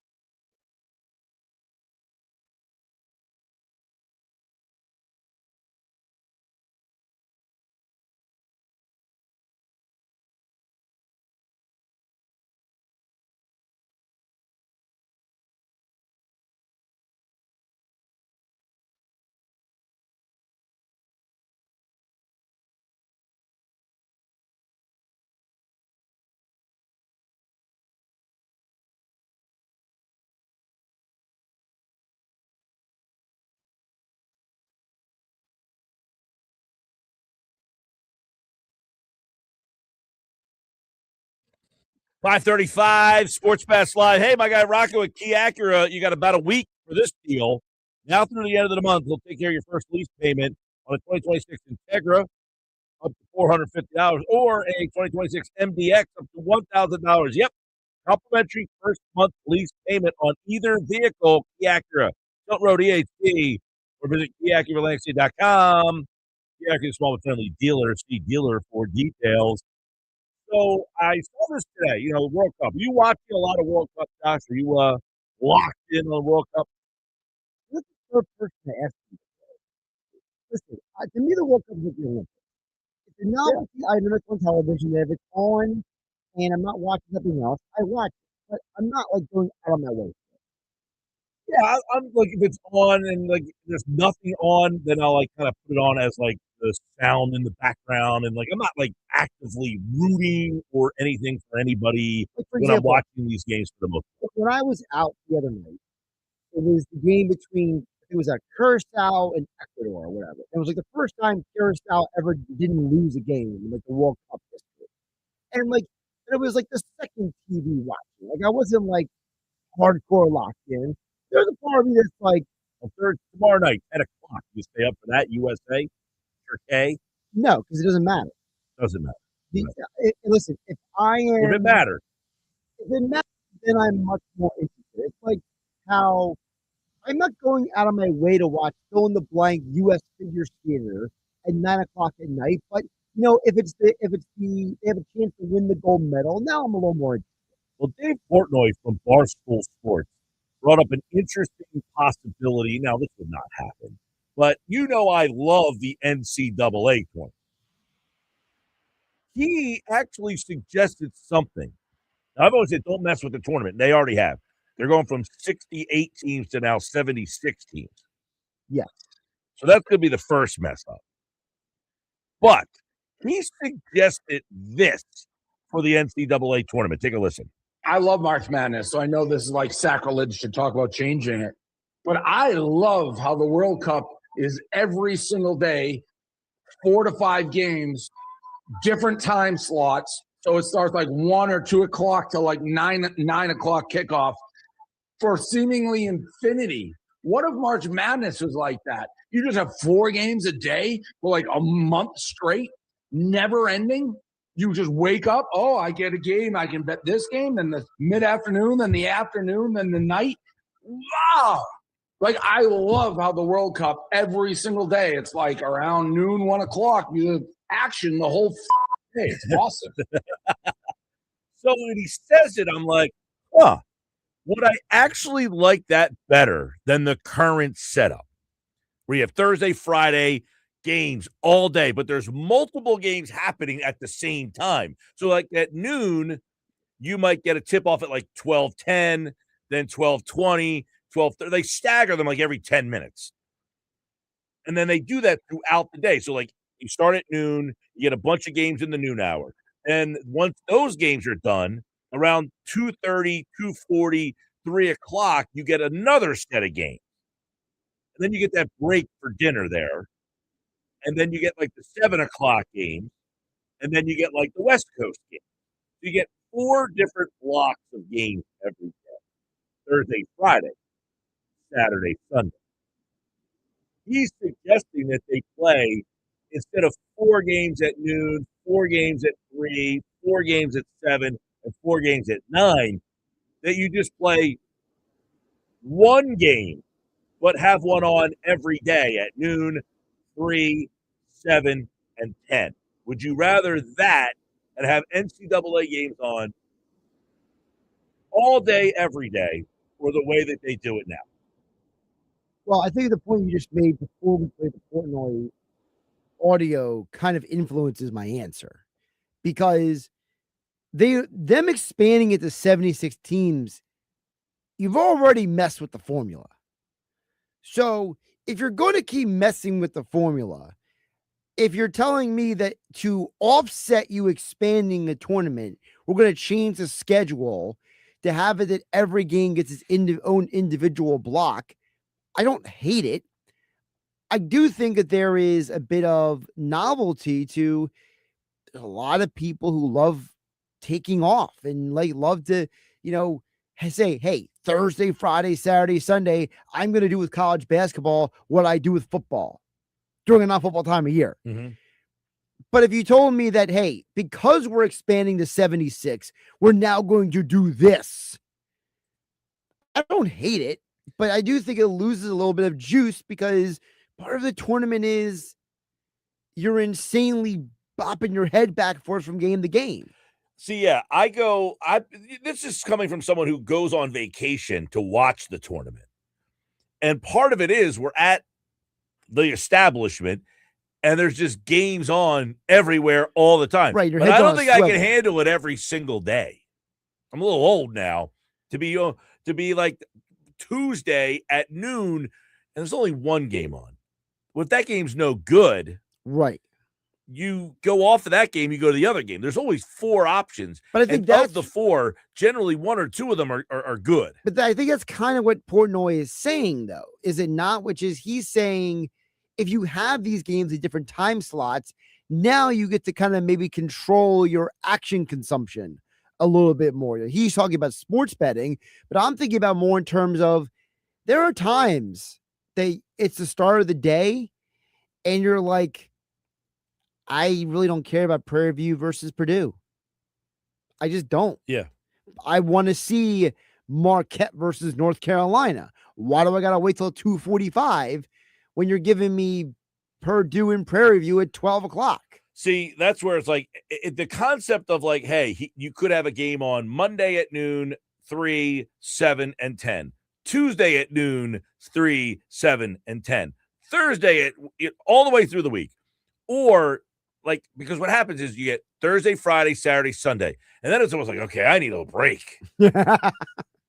But once you get past the first 2 rounds, there's not as many games anymore. So maybe for the first 2 weeks, you would do Monday through Sunday. So you would have like 2 straight weeks of games on every single day. And then that's essentially what's going to happen now with the World Cup. As soon as they get out of pool play, you're not going to get games on every single day. No, once you get out of pool play, you shrink the schedule significantly. And listen, if you're making the NCAA tournament 76 teams, which it's going to be starting next year, you do have to come up with a new way to formulate. Now, for those who don't know, what they're doing is they're making the 76 so that those first 4 will now. Yeah, it's like a first 12 now. Yeah, so the way it works is that Tuesday and Wednesday is now going to have more games than just 4. Right. So for those who don't know, the way it's going to work is that the Tuesday and Wednesday is going to shrink the overall pool down to the original 64. So now Thursday through Saturday is the 64. So they're adding more teams, but there's not going to be as many, stragglers, we'll call it. Right. When it comes to Thursday, Friday, and Friday will still be 64. Correct. It'll be Tuesday and Wednesday that's going to have more games. Correct. Getting down to the 64. But again, if you go by Portnoy's idea, those games though would be on in the daytime on Tuesday and Wednesday instead of like normally for the first 4 you have a 7 then a 9:30. So that's where I wouldn't mind having those games being on like Thursday and Friday, having games on all day Tuesday and Wednesday. Right. So now you could say Monday, Tuesday, Wednesday are your initial 12 and now, or whatever number you want to use. And then if your idea is saying, look, we're going to have University of Maryland, Baltimore College play Hampton University at 12 o'clock on Monday, and Mike Gill doesn't want to watch that game, but you want to wait for, I don't know, Clemson versus. Yeah, but that's the thing. If it's the only live sporting event on, you're more inclined to be like, hey, it's a live game, I'll put it on. As opposed to 7 o'clock at night when you're up against an NBA game or something else in March, you're probably like, I don't really need to watch the first 4 game of UMBC against Fairfield because there's an NBA game on. But if it's on at noon on Tuesday, I might be like, hey, you know what? It's a live game. I think also this is where the television networks have to, what is more valuable to them? Because I would say, I would think that Portnoy's model is more valuable to I would networks. say any live sporting event is going to trump whatever they have on at noon or 3 o'clock in the afternoon. I just don't know how does, and I am fully admitting I am not a daytime television consumption person, so I don't know how the soap operas and all those other things. Well, the games are on CBS, TNT, TBS, and True. Right. I got news for you. I don't know what's on True TV at 3 o'clock in the afternoon or noon, but TNT and TBS, I can't think that any of those have anything worth not putting a live game on at that time. Again, I don't disagree with you. I just don't know. I don't know how it works for the networks, but I would assume the networks would like Portnoy's idea better than the current model. Possible, and it could be why they've expanded it to add more teams. And I don't know what their thought process, what they're going to do with those Tuesday and Wednesday games this year. They haven't announced that, right? Well, so according to the statement from the NCAA, the idea is that it'll be 3 games on Tuesday, 3 games on Wednesday. So instead of it being 2, 3 games on Wednesday. because right now you have the 2-2-2-2 model, right? Now it's going to be the 3-3-3-3. Yeah. So I wonder if they're going to play them, some of them at the same time, like they do on Thursday and Friday, where they have a little bit of like overlap. Right. You know, they're going to start the one game at 6:30. The next one starts at maybe 7:10. And then you get a third one at like 9:45. Maybe. Something to that effect. Or do you do what Portnoy says and start one game at, say, I don't know, 2:30 in the afternoon or 3 o'clock? Well, say if there's 6 games, why not start them earlier in the day? Why not? If you're going to Well, have this 6 is where, games, at this point, you would almost say expand it to whatever 96 games and do it all day, like a Thursday and Friday, but do that on Monday and Tuesday. You know what I'm saying? sure. Now my head's hurting because of math. Well, they've already ruined this thing by Right. putting more teams. So if you're going to ruin it, what you want to do is put the amount of teams that you would need to get back to 64 by Thursday and Friday and Right. keep that the same. Listen, But whatever you want to do before Thursday and Friday, do whatever you want to it. in the immortal words of Michael Keaton, you want to get nuts? Let's get nuts. Exactly. Let's go all in on this. That's what I'm saying. At this point, you've now completely messed up the whole 64th Tuesday and Wednesday. It's for the TVs. So the TV might as well say, hey, guess what? Why don't you give us games all day Tuesday, all day Wednesday, so we can just load it up. The teams on Tuesday, they'll play Thursday. The teams on Wednesday, they'll play Friday. Listen, I don't hate the idea. I just want somebody to make this easy. Give me more games. I just so much moving on in my head right now. Sports Bash Live, 97.3 ESPN, the 97.3 ESPN free mobile app. And don't forget, you can watch the show live every day on the 97.3 ESPN YouTube channel. This hour of the show brought to you by Cross County Connection, 6 new South Jersey Connect shuttles. Fare free transportation, no charge to your job, to college classes, to a healthcare screening, shopping, government services, and NJ Transit hubs. No cost to you at all. Details, call 856-229-7571. Be safe out there. DriveLess.com. Do you remember? Next.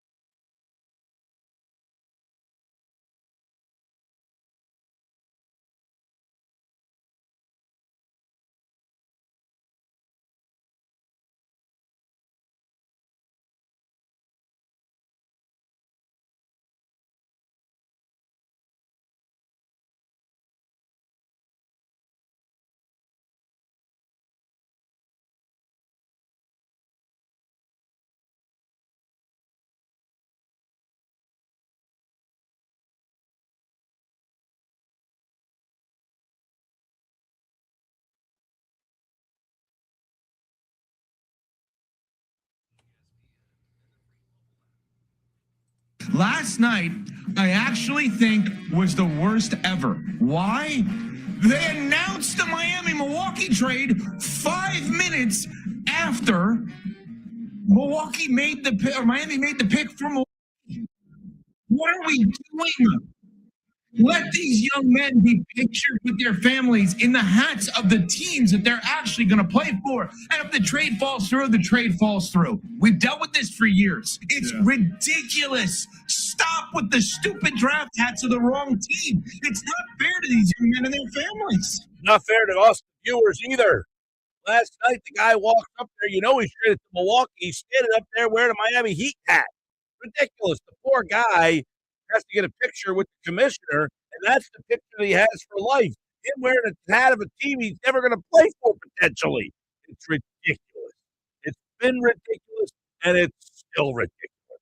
Fix it. I think the NBA has become the worst television product of four refs because this guy got traded. Well, why is he wearing that hat? You have Boozer up there talking about how excited he was to play with the Iowa guard because he talked to his dad earlier in the day and had to inform him, oh, by the way, the guy from Tennessee, Ahmet, was sitting there, and they said, well, who are you on the phone with? He said, I'm talking to the Milwaukee staff. Yeah. He's got a Heat hat on.